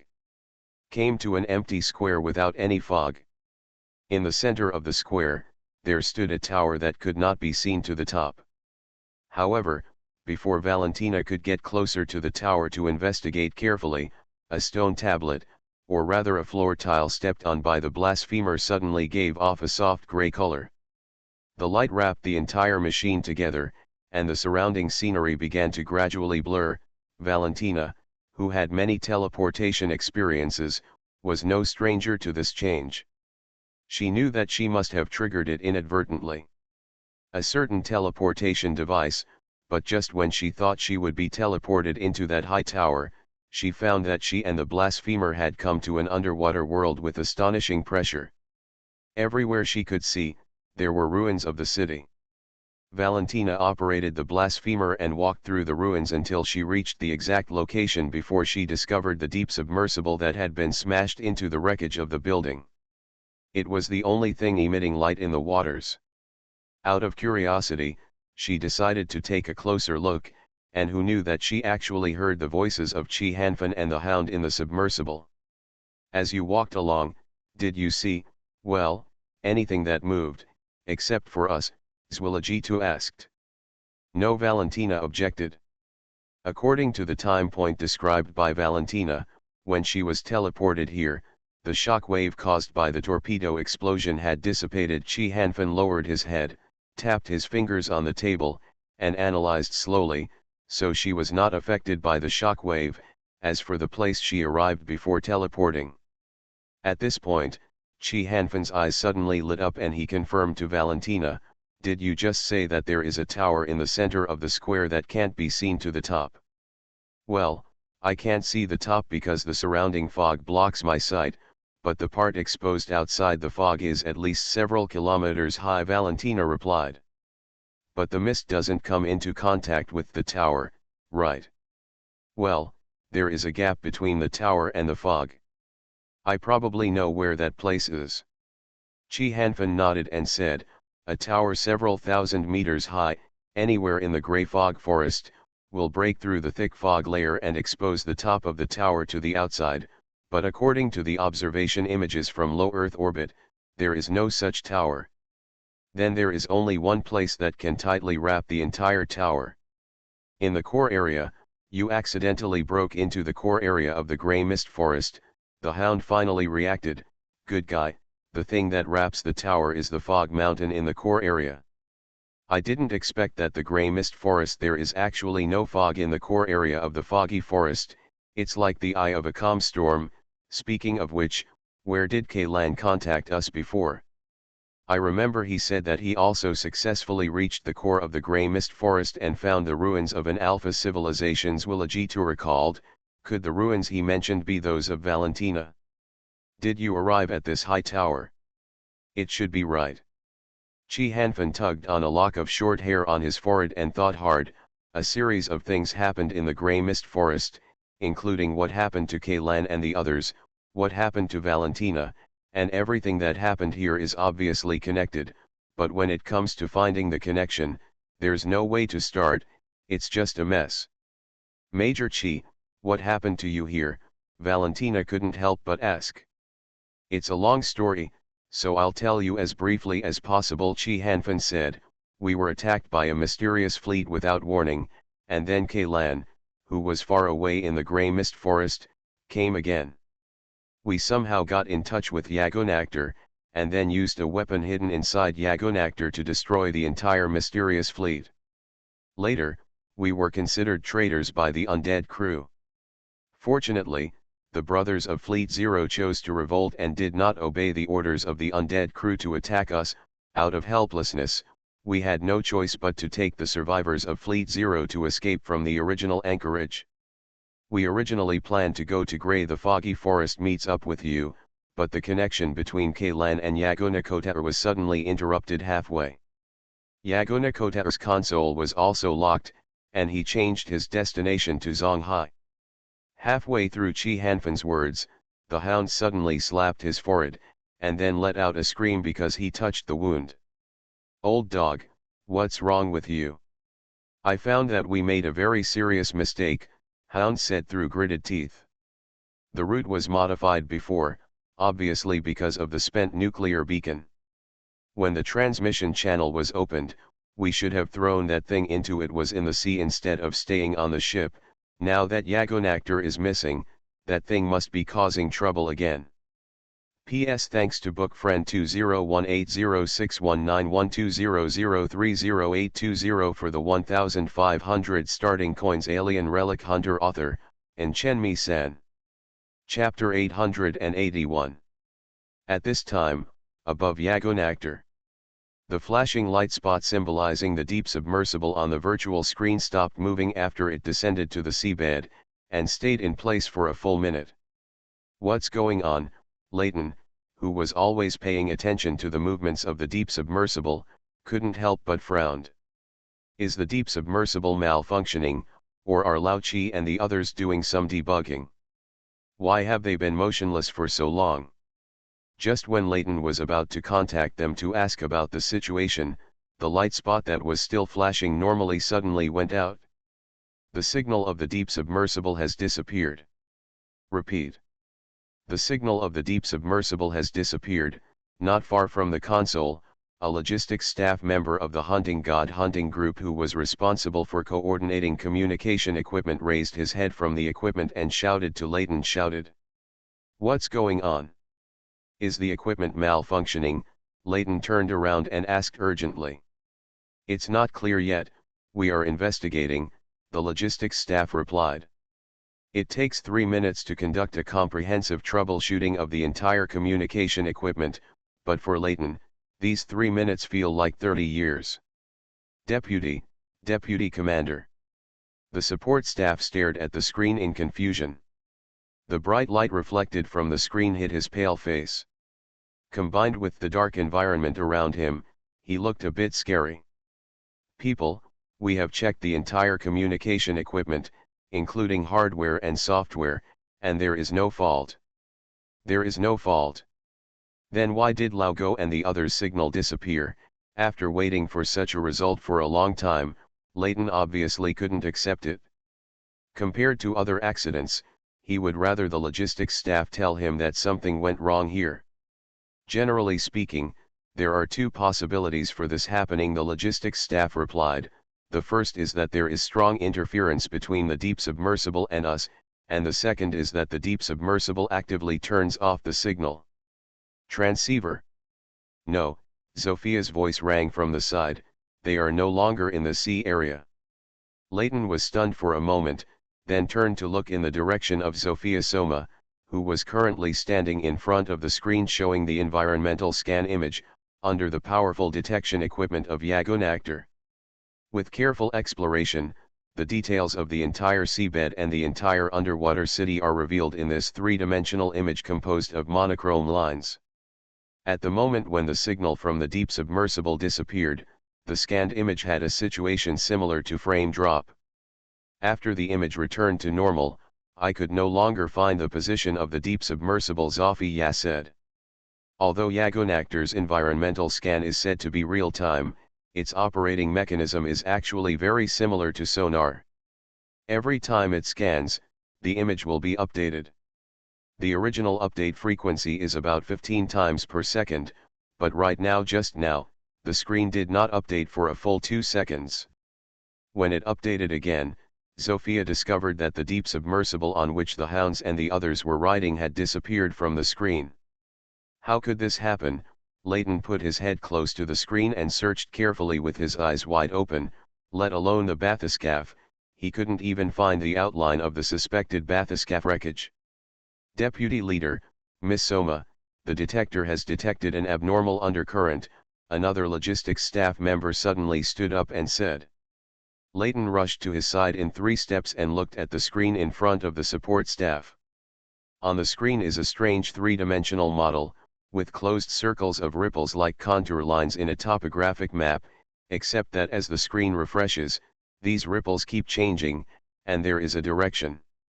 The ripples seem to be pulled by some force, protruding outward for a large part of the circle. What's the abnormal undercurrent? Layton asked anxiously. As a layman, he couldn't understand this kind of image at all, and he could only rely on professionals to interpret it. Here, and here the logistics staff with professional qualifications in this field clicked on several protruding places on the screen with his finger. These places have abnormal undercurrents without warning. Put these after the source of the undercurrent is restored through 3-dimensional modeling, and then compared and analyzed with the data in the database, it can be basically determined that a violent explosion occurred at this location, and all of these undercurrents are actually shock waves generated by the explosion. Although the location of the explosion cannot be precise to a single point, the circled source area is not far from the location where the submersible signal disappears. As for the violent explosion, Layton immediately thought of the submersible. Equipped with torpedoes using concentrated crystals. These torpedoes were equipped by him and Chi Hanfan themselves. It's a torpedo. They used a torpedo underwater. Layton made a fist with his left hand and smashed it hard into the palm of his right hand, making a crisp sound. They must have encountered a battle below. It caused the signal to disappear. No, I have to support them. With that said, Layton strode towards the equipment warehouse, but before he took a few steps, Sophia stopped him. Layton, there is no equipment on Yagonactor that can handle the water pressure at this depth. You can't get out at all. If I don't have equipment, can't I make it myself? Layton said without looking back. There are plenty of materials, parts, and processing equipment here. I don't believe that a living person can be choked to death by shit. Are you planning to build a temporary submersible? Otherwise, Layton switched the communicator in his hand to full channel mode and said loudly, all people in the engineering department, immediately put down the work at hand, bring your tools, and gather in hangar number 1. Now, immediately, I repeat, all the people from the engineering department must gather in hangar number 1. This is the highest priority order. Layton's sonorous voice echoed through the loudspeaker throughout the core power room, and people wearing yellow or blue overalls poured out of various buildings and ran in the same direction.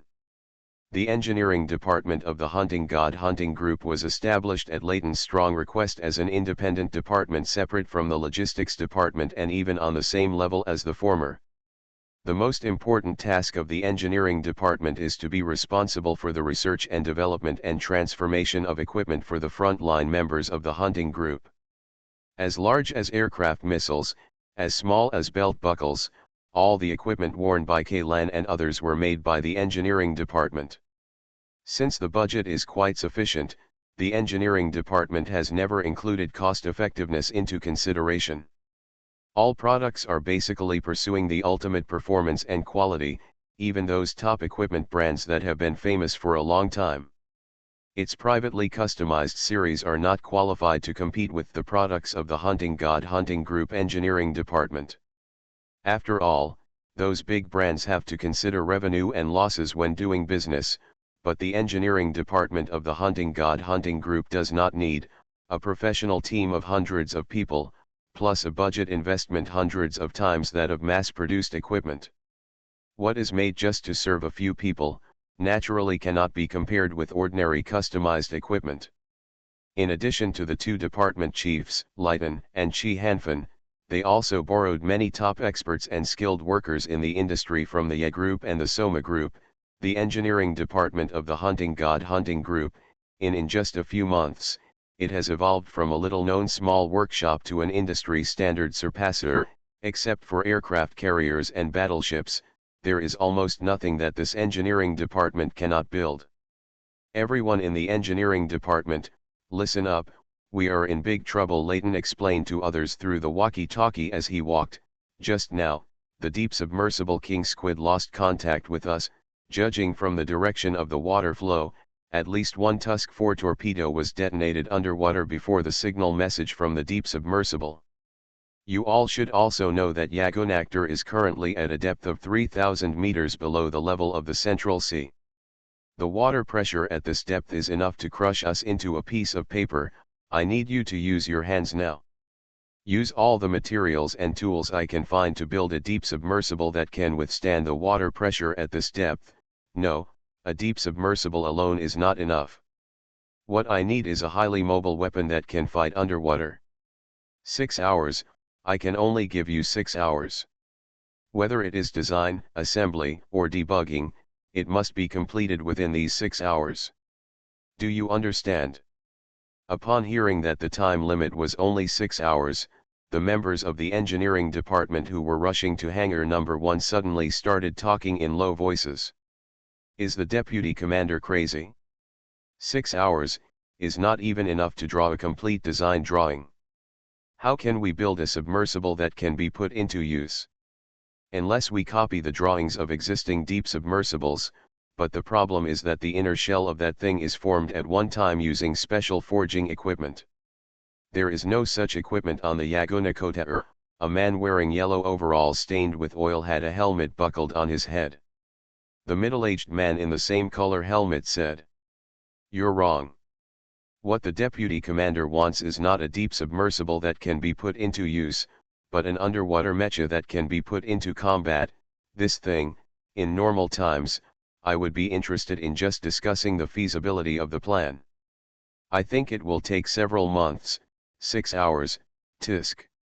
Another person tied his work clothes jacket around his waist, only wore a vest on his upper body, with 2 bare arms exposed, and he was carrying a heavy box in his hand.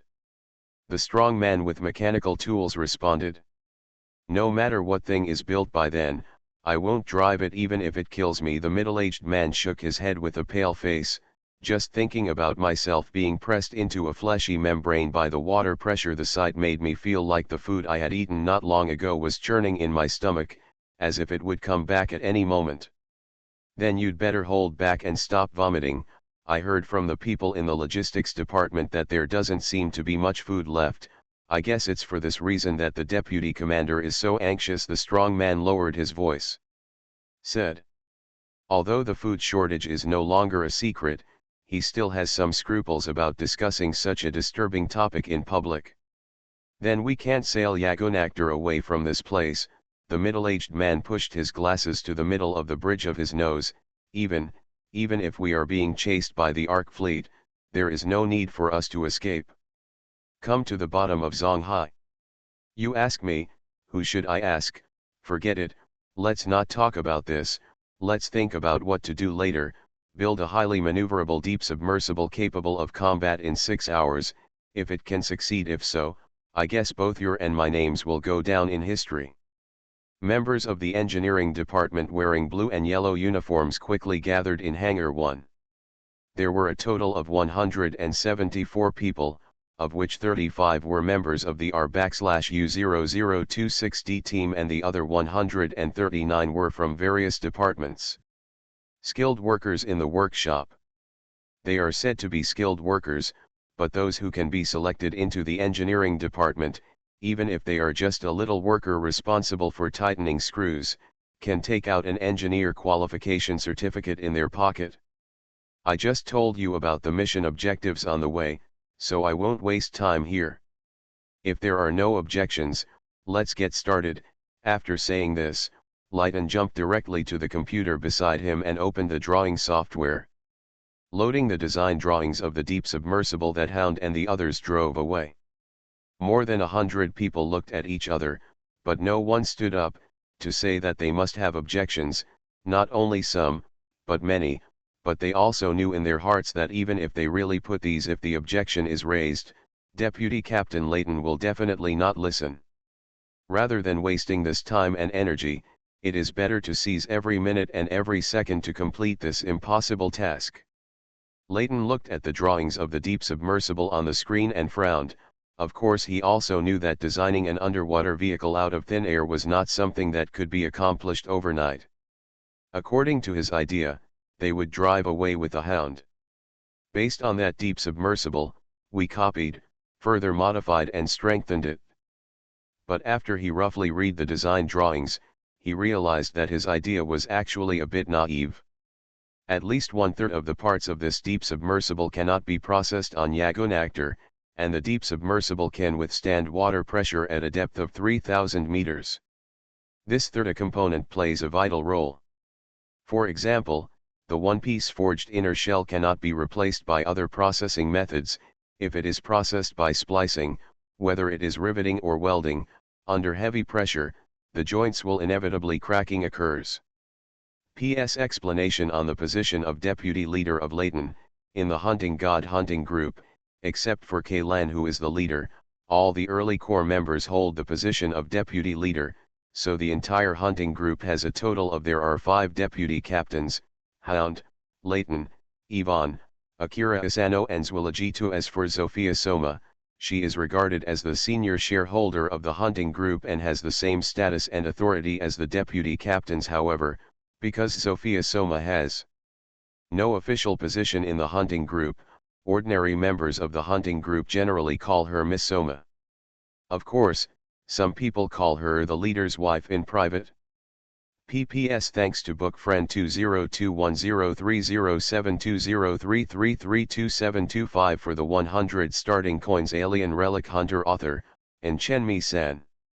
Chapter 882. Chapter 847. Zakok Change. 6 hours later. A strange thing that could still be vaguely seen as having a skeleton modified from the Zakok underwater multi-purpose mecha was placed in front of Layton. The expressions on the faces of everyone in the engineering department ranged from joy to worry, but more importantly, they were tired and shocked.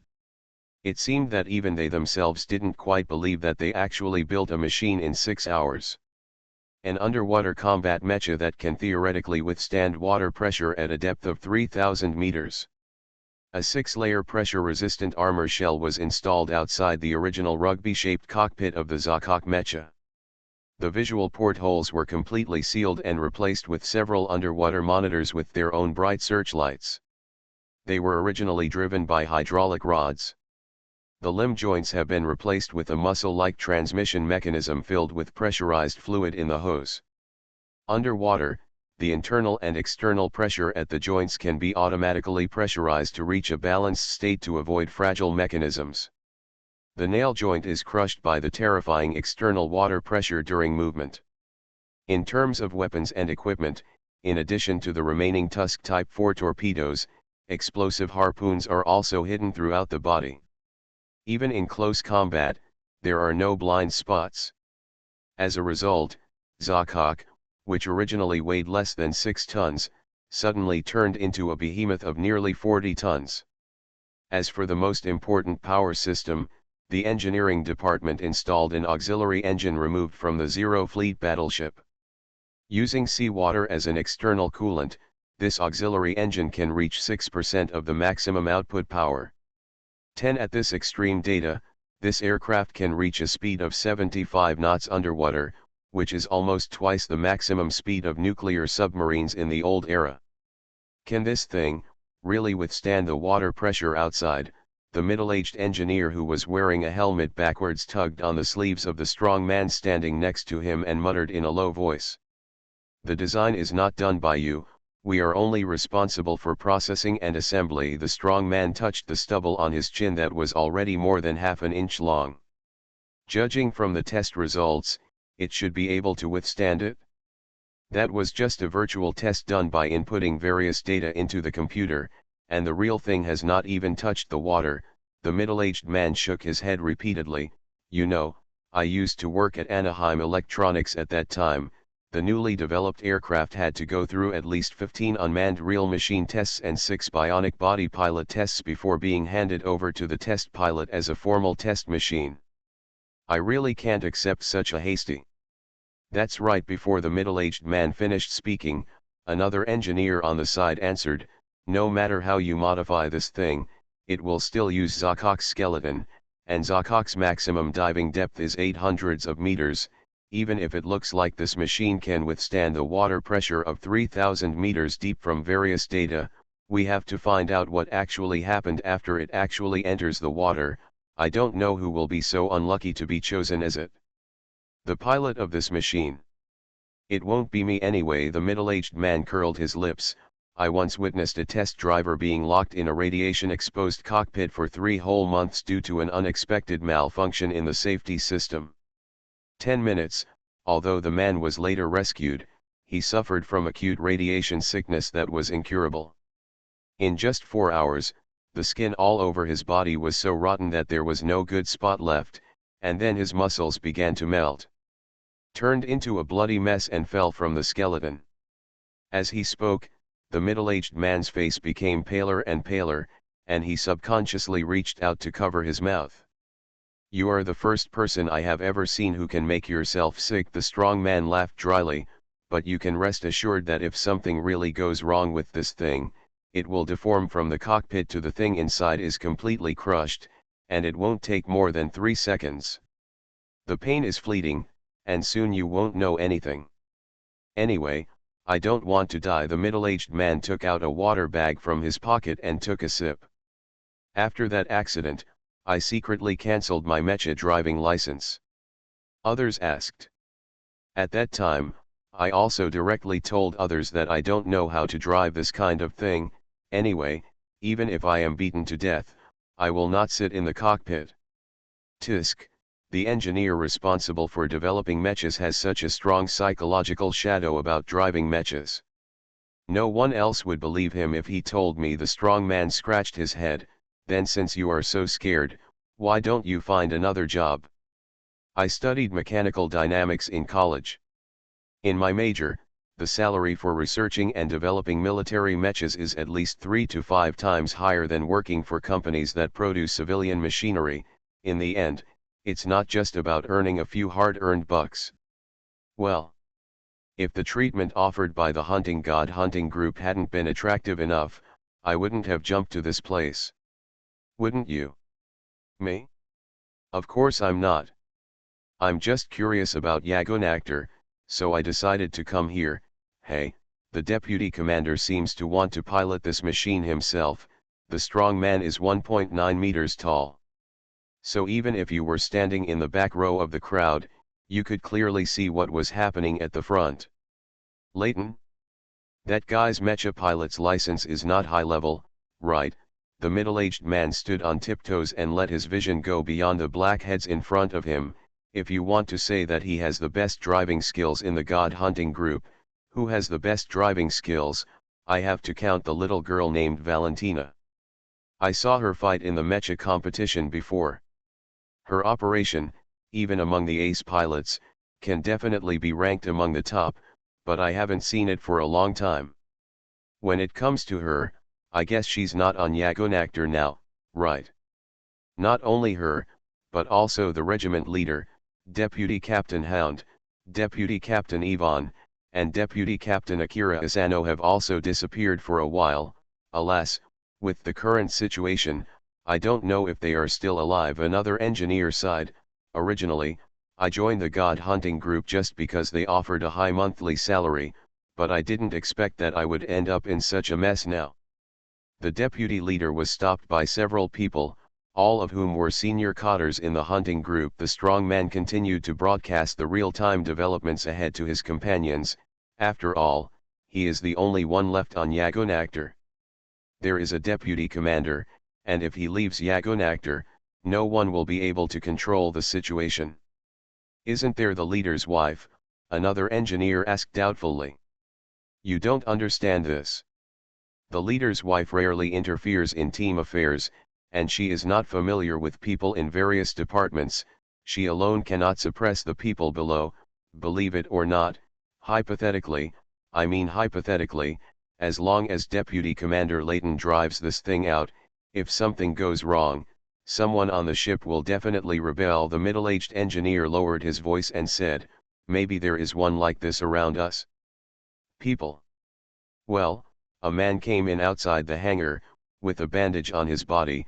He actually volunteered to be the driver, the strong man continued, but his injuries don't seem to be light. He can't even walk, it's all going badly. Huh? There are people who even take the initiative to deliver it to your door. The middle-aged engineer was stunned for a moment. Is this person tired of living? That seems to be a pilot of the Zero Fleet. The strong man muttered, but then again, according to Zakok's operation, as long as the solace of his feet can move and his 10 fingers can move, he can drive, even if this person can wrap it into a zongzi, and as long as your hands and feet are exposed, it won't be a big problem. I know that man. Another engineer had already stood on a pile of parts boxes at some point. That man's name is Jaeger. He is indeed a pilot of the Zero Fleet. This man seems to be the same as our captain. I know, I heard that he is one of the leaders of this uprising of Fleet Zero. But Zakok needs 2 pilots, the middle-aged engineer said as he took off the helmet that was buckled backwards on his head. Damn, it turns out I wore it backwards. No wonder I always felt that the straps were tight. The neck is so strangled that it hurts. They seem to be planning to choose someone from the engineering department who is familiar with this machine to be the co-pilot. The engineer who stood on the box quickly climbed down again, as if he was afraid that he would be too high due to the height. And attracted the attention of others.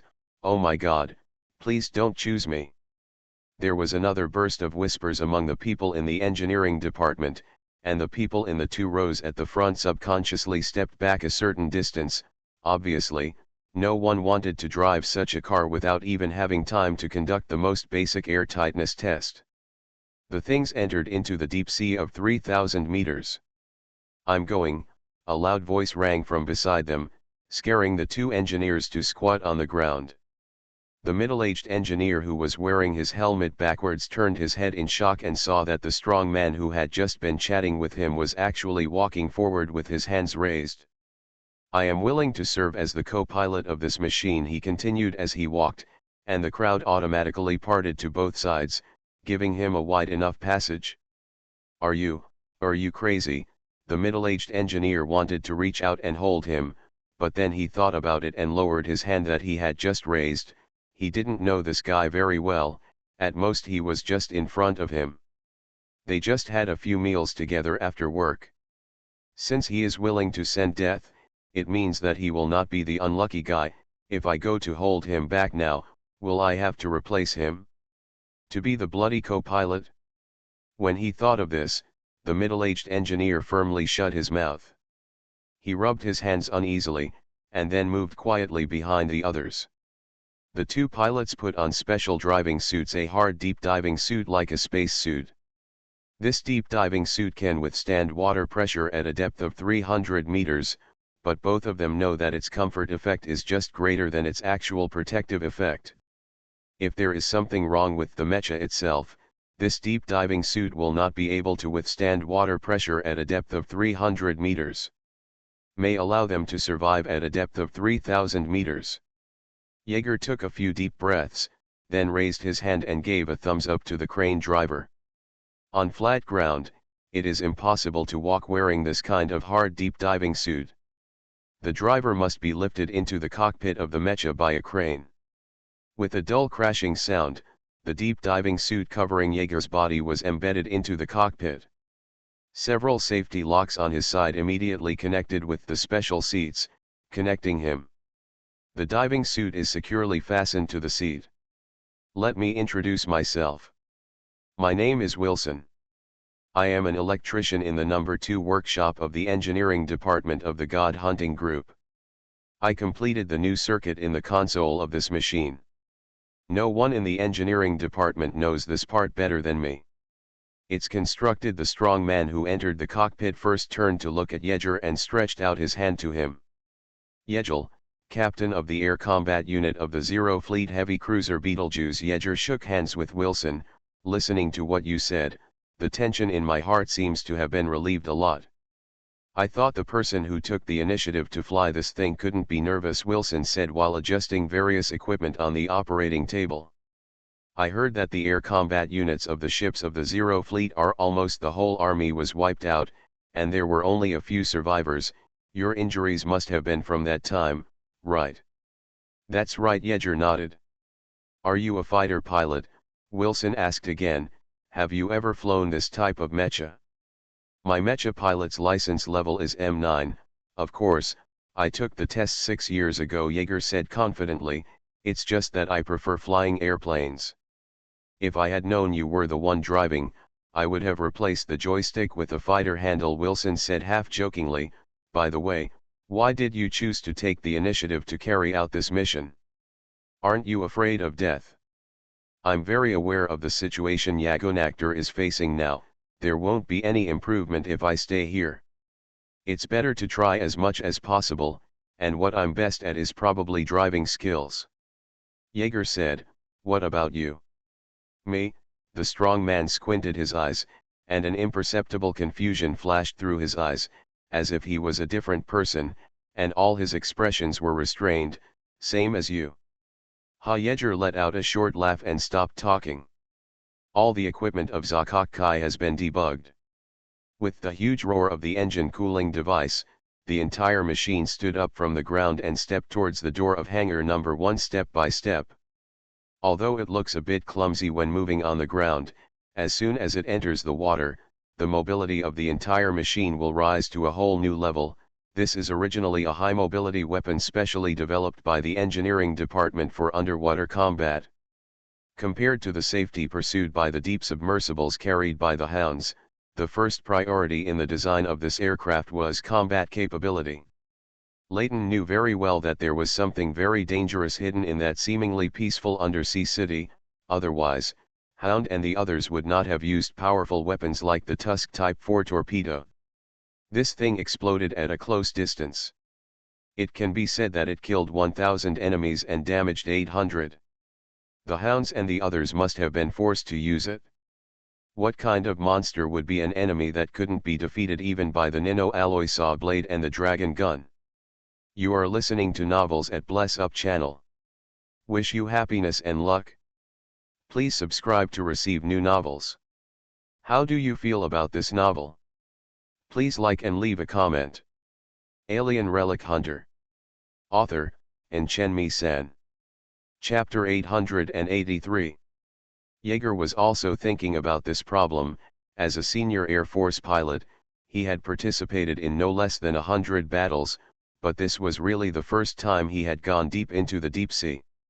In Yeager's memory, he fought with aquatic indigenous creatures. It was 6 years ago that a mid-sea scientific expedition team was attacked by a one-mite shark that lived in shallow seas and sent a signal to the military for help. At that time, Yeager's fighter jet formation happened to be conducting long-distance flight training in nearby airspace, so the rescue mission was naturally assigned to them and became part of the training content. But that rescue couldn't be called a battle, it was more like a massacre. Those one-eye sharks are not much different from sharks on the Earth except for their larger size and strength. The fighter jet's 25mm caliber cannon can just sweep all the way across the water, and the dense shark swarm let the pilots not have to consider the issue of hit rate at all. After flying down for several rounds, the entire sea surface had been dyed dark red, and the bloody corpses of sharks were floating everywhere. Oh, by the way, another most significant difference between these one-eye sharks and sharks on Earth is not the number of eyes, but the density of the body. Sharks on Earth do not have swim bladders, and they rely entirely on their own muscles to float in the water. Power: if a shark dies and its body stops moving, its body will not float on the water, but will slowly sink to the bottom of the sea. When a whale dies, it's called a whale falling. What should a dead shark be called? Shark wilting? Shark falling, sand sculpture. When he thought of this, Yeager couldn't help but laugh, and even the nervousness of about to set off was gone. A lot has been eliminated. Zakok-Kai has already reached the transmission channel. If he takes another step forward, he will be transported to the deep sea outside. When his eyes came into contact with the chaos at the entrance of the teleportation channel, the tension in Yeager's heart that had just subsided was suddenly full again. The invisible pressure made him feel like there was a heavy body around his neck. Like shackles, it takes a lot of effort to even raise your head to look at the heads-up displays above. Yeager took several deep breaths, then turned to look at Wilson aside. He was obviously just a fitter, and even if he had military experience, he was probably in a non-combat position such as logistics.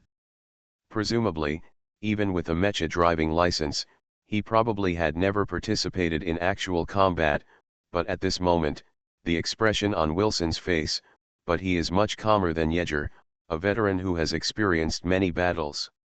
His breathing was very steady, his facial muscles relaxed, and his hands gently rested on the keyboard placed horizontally on his knees. He was as calm as an office worker who goes out to drive every morning, instead of driving an untested car. The mecha goes to the bottom of the sea 3,000 meters deep to fight unknown monsters. Wilson's eyes were fixed on the screen in front of him, and the reflection of the screen flashed in his pupils. Yeager vaguely seemed to see some strange tiny light spots in the other person's pupils, but these light spots were fleeting. Gear just blinked and they disappeared. There are no such light spots on the screen, so it can't be reflection. Could it be my imagination? Did you just see it wrong? Yeager muttered in his heart, but as a fighter pilot, he has absolute confidence in his eyes. The person who can be selected as a pilot has much stronger dynamic vision and momentary capturing ability than ordinary people, let alone Yeager. He has undergone 2 enhancement surgeries on his eyes. Although the enhancement was not large, he can still be regarded as a vision-specialized person. Yeager rubbed his eyes and looked carefully again, but those strange tiny light spots never appeared again. The cockpit of Zakok Kai is completely sealed. Apart from the screen and the indicator lights on the console, there are no other light sources here. These bald heads cannot be reflections of other things. That time, what's going on? Could it be that he was hallucinating because he was too tired? Just when Yeager was thinking this, Wilson had noticed his gaze, turned his head and looked at him and said, "What's wrong? Is there a problem?" "No," Yeager shook his head slightly, "I just think your eyes seem a little strange." Although it seemed a bit rude to say this, Yeager's cautious character and a slight symptom of obsessive-compulsive disorder made him decide that it would be better to ask clearly. Otherwise, he always felt like there was a stone in his heart that he couldn't put down. "Come down. Are you talking about this eye?" Wilson pointed to his left eye with his finger. Zork's cockpit adopts a left-hand drive layout, with the co-pilot seat on the right side of the main driver. Yeager, it was Wilson's left eye that I just saw those spots of light. Oh, this is just a cybernetic eye. As if to verify Wilson's words, the pupil of his left eye expanded and contracted twice very quickly, as if a monitor camera was adjusting the focus. "It's a prosthetic eye." For some reason, Yeager felt as if he was relieved. "Is it because of an accidental injury or some kind of disease? Did you just replace the prosthetic eye?" "No, there's nothing wrong with my eyes. I just put them on for work needs." There was a hint of emotion in Wilson's voice. The screen in front of him just cut to black, and most of his face was also blank. Then he disappeared into the shadows, making Yeager unable to see his expression clearly. In many cases, the original parts of the human body are not as convenient as these technological creations.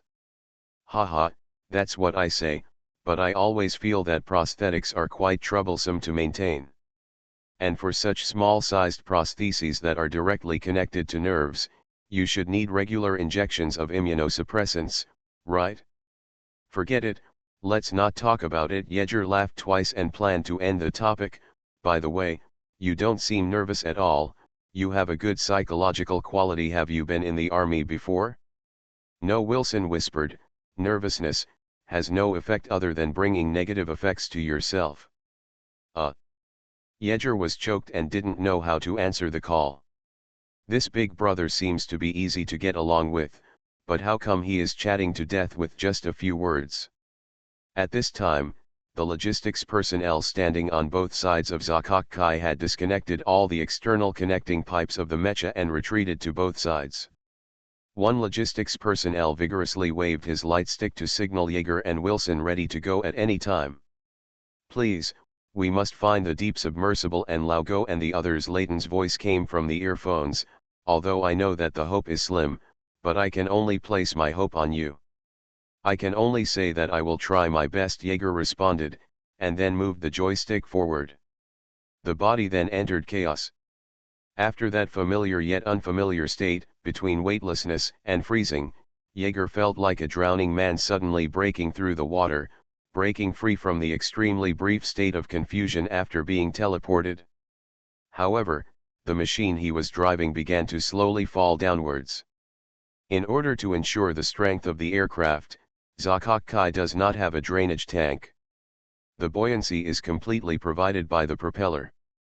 Without starting the propeller, it will just be like a big iron lump, pointing straight towards the seabed. Sink. "This is Zakokkai, the #1 pilot," Yeager reported to the communicator. "The machine has separated from the transmission channel, entered the middle sea area, and is approaching the seabed." Received. Layton's reply came immediately. The communication signal strength between the mecha and Yagunactor was full, Layton's voice was very clear, and the slight current noise in the communication channel was also completely can be ignored.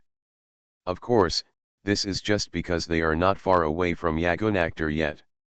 Once the distance exceeds 300 meters, both radio communication and laser communication will fail. Only acoustic communication devices can maintain contact at this distance. But the sonic communication device has a very fatal problem. It is very easy to be interfered with, intercepted or even tampered with. Jaeger once saw a story on the internet. When a team of hunters was exploring the ruins, because of the ruins, there is strong electromagnetic interference inside, so they carry ultrasonic communication equipment. During the exploration, 2 hunters disappeared, but their communication was not interrupted. They called for help over and over again in the communication channel. When the remaining people found their crushed bodies, the communication in the communication device, the cry for help still did not stop. Later, after research by the scholars accompanying the team, it was discovered that the walls of this ruins have the function of absorbing sound waves and releasing them again, so the distress signal they sent out was repeated over and over again like a recording. Fortunately, it was just a repetition of the dead man's cry for help. If there was some intelligent mechanism in that ruins, and the cry for help was changed into a wrong guide to induce the remaining people to step into the trap, maybe the entire team would be wiped out. "Damn it," Yeager cursed secretly, "why would I want to do such a thing at this time? I'm scaring myself."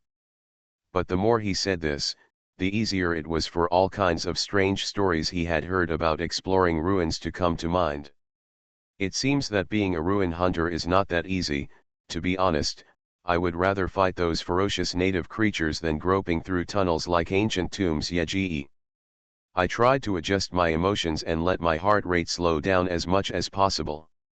He glanced at his vital signs monitor, took several deep breaths, and his heart rate barely dropped from 130 to 115. Wilson, who was sitting next to him, looked like an emotionless machine.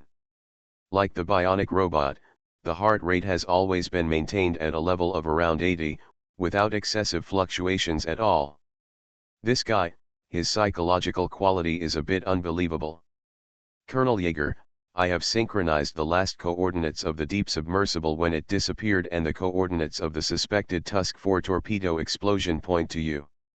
Your task is to prioritize searching for these 2 coordinates. The search is then expanded to the area between those 2 points," Layton said.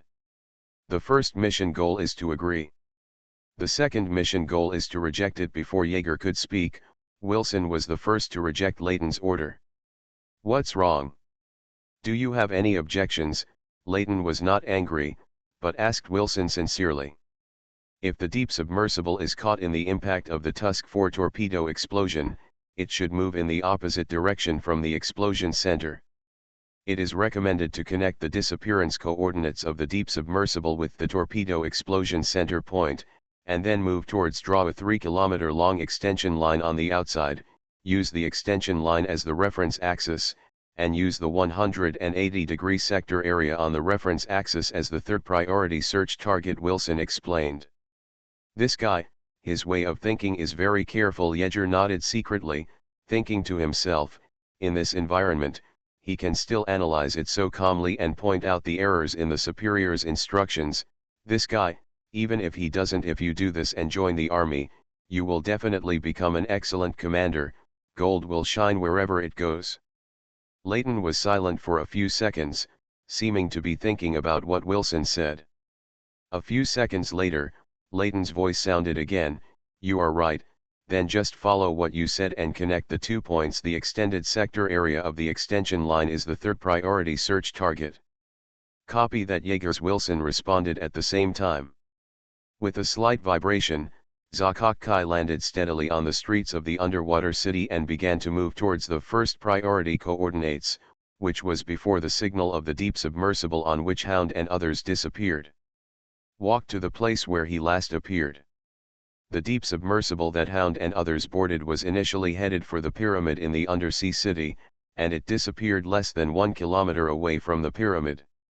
Yeager had long heard from the reserve hunters of the Hunting God hunting group.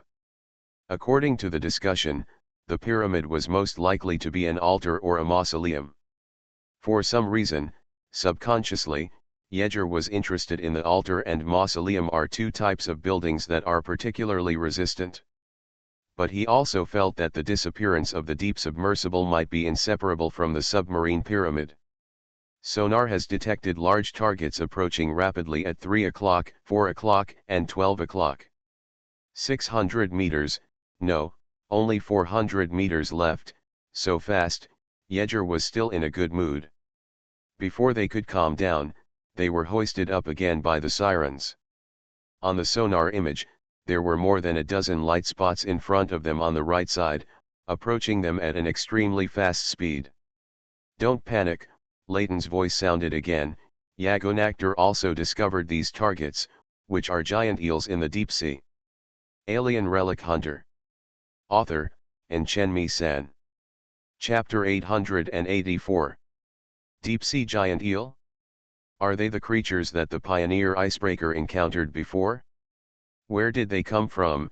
After hearing the name Deep Sea Giant Eel, Yeager did not relax his vigilance, although the single combat power of this creature is not strong compared to Zakokkai, but with such a large number, the threat level is still quite high.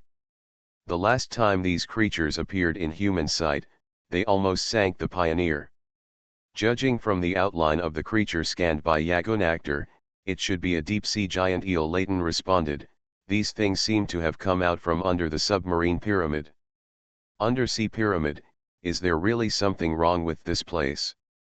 The nearest giant deep-sea eel is only 100 meters away from you. Prepare to engage the enemy, Layton shouted on the communication channel. The explosive harpoons number 14, 17, 18, and 22 are ready, Yeager said as he turned on the weapons safety. As soon as the target enters the visual range, launch it immediately. The maximum combat lighting range of the searchlight equipped with Zakokkai in the sea area is 30 meters away. At the speed of the giant eel in the deep sea, the distance of 30 meters is only the blink of an eye. The attack window left for Yeager and Wilson was only the blink of an eye. The maximum combat lighting range of the searchlight does not refer to the ultimate lighting range. When the lights are gathered into a beam, the searchlight beam can penetrate a body of water of about 100 meters, but the concentrated beam of light is difficult to capture high-speed moving targets. Calculated based on the distribution and number of searchlights on Zakokkai, if you want to illuminate the surrounding waters without blind spots, the illumination angle of each searchlight needs to be adjusted to at least 35 degrees. Under this diffusion, the light can only penetrate the sea water 30 meters away at most.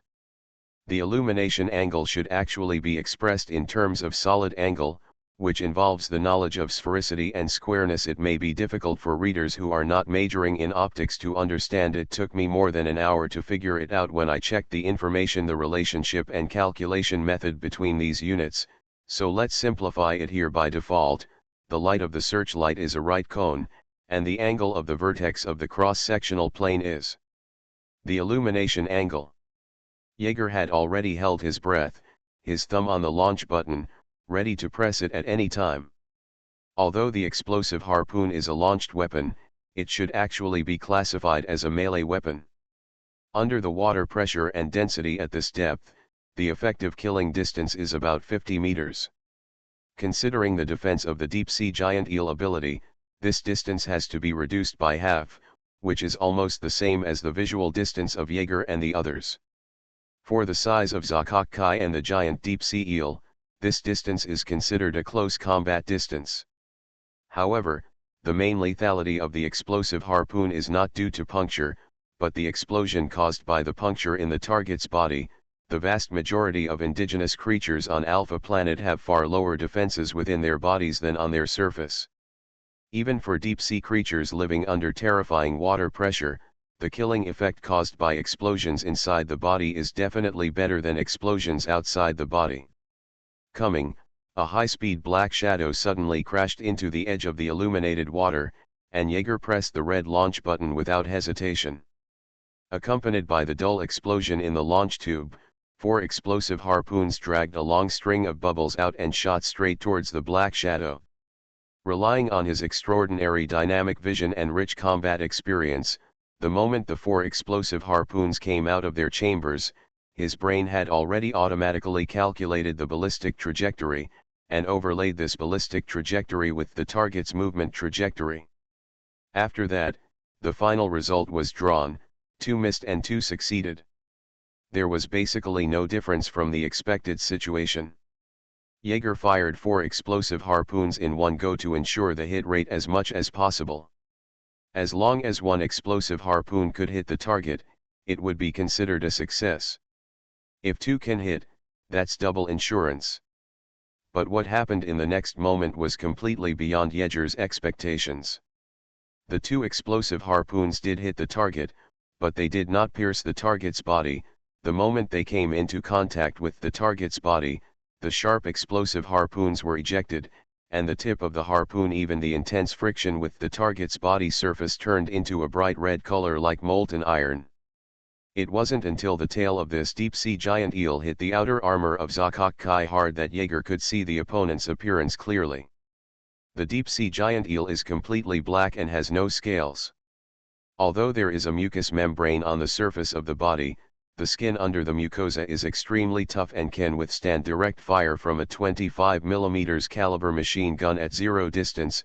The same is true for the deep-sea giant eel Yeager saw. It's black, but in this black, it has a bit more metallic texture. Suffering such a heavy blow, the outer armor plate directly in front of Zakokkai was directly torn, and a huge dent appeared in the buffer armor inside. The entire machine body was directly lifted up under the action of huge force. Floating diagonally upward.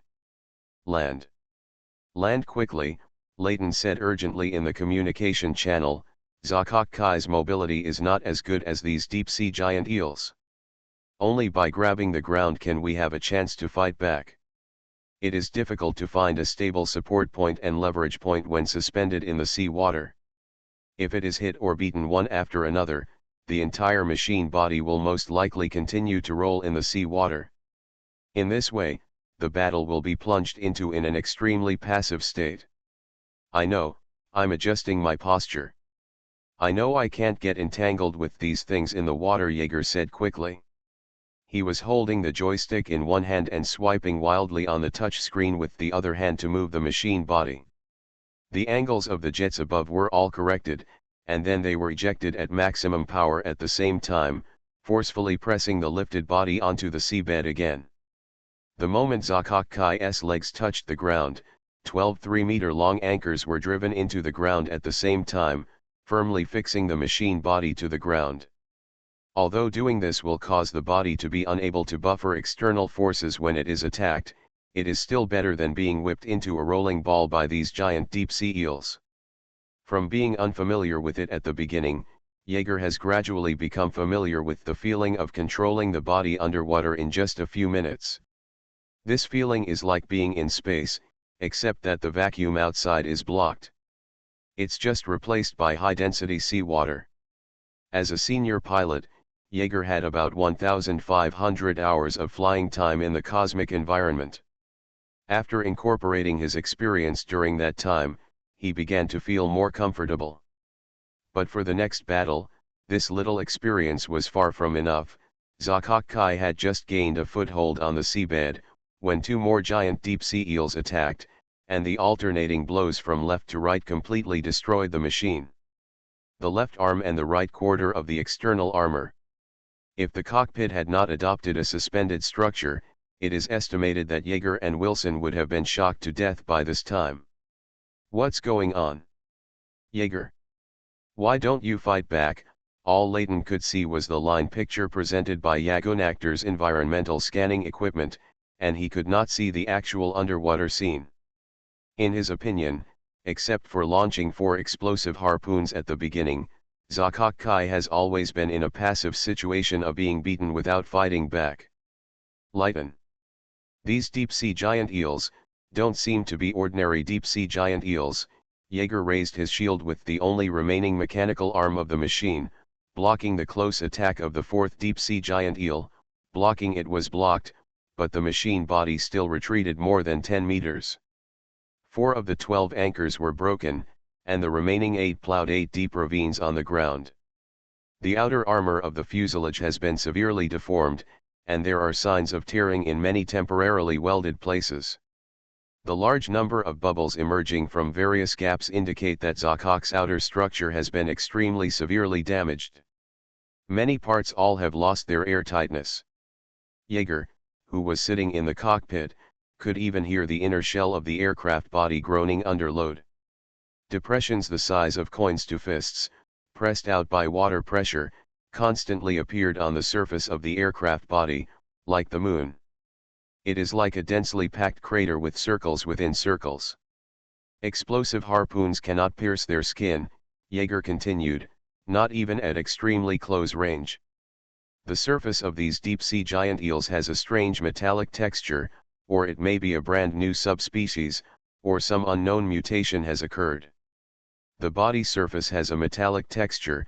Layton was stunned for a moment, and someone immediately said, "There are many indigenous creatures on Alpha Planet that absorb metal elements from food or minerals, and enrich these metal elements into parts such as teeth, horns, or claws are used to strengthen the attack power of these places.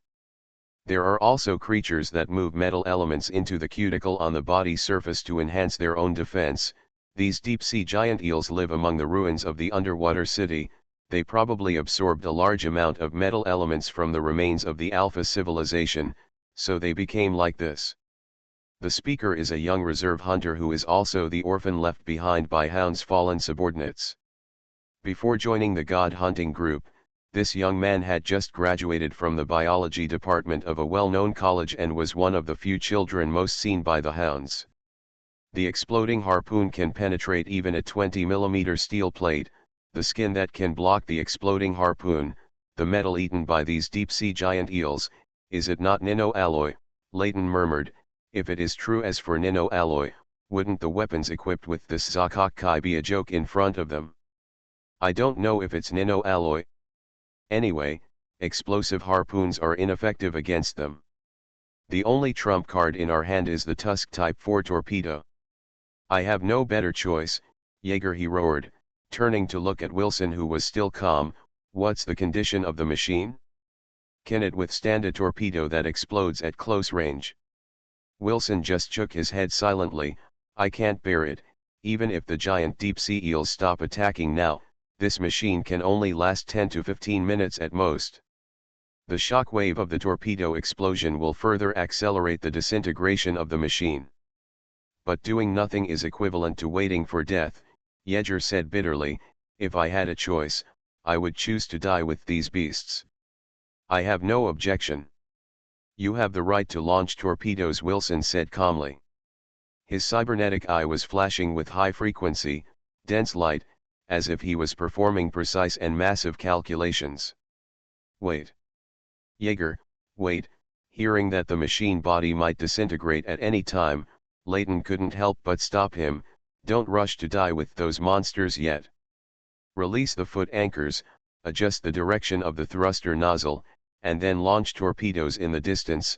Try to use the aftermath of the shock wave to get rid of these giant deep-sea eels, and then move towards Yagunactor. No, it's too late. Yeager shook his head repeatedly. On another screen, you can see a dozen deep-sea giant eels rushing less than 100 meters away from the mecha. The speed of these deep-sea creatures in the water is far faster than Zakokkai was, even faster than the torpedoes launched. They had no chance to escape. That would be worse. Take advantage of these deep-sea giant eels to gather together, directly detonate the torpedoes at a close distance, and pull as many as possible to support them. Although Yeager felt a great loss for exchanging his own life for the lives of these beasts, this was the limit of what he could do. Hans. Yeager muttered the name of his partner silently. If you are watching, please protect me.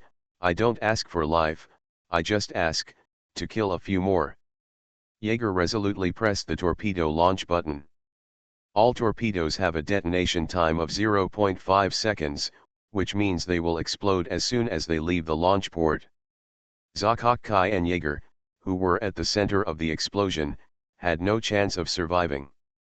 But at this critical moment, a giant deep-sea eel seemed to be aware of Yeager's intention to die together. Instead of hitting Zakokkai with his body, he put his head against the machine. Right above A. The next second, the screen in front of Yeager went black, and naturally not a single torpedo was launched. Damn it, I forgot that these things also discharge high-voltage electricity. Yeager stepped on the pedals with some annoyance, but the machine did not respond at all. The previous attack had destroyed the Zakokkai insulating protective layer. This deep-sea giant eel just gave an electric shock, causing the control system of Zakokkai to shut down. The main control computer has overload protection and should not be burned out, but it will take at least 30 seconds to automatically restart, Wilson said to Yeager.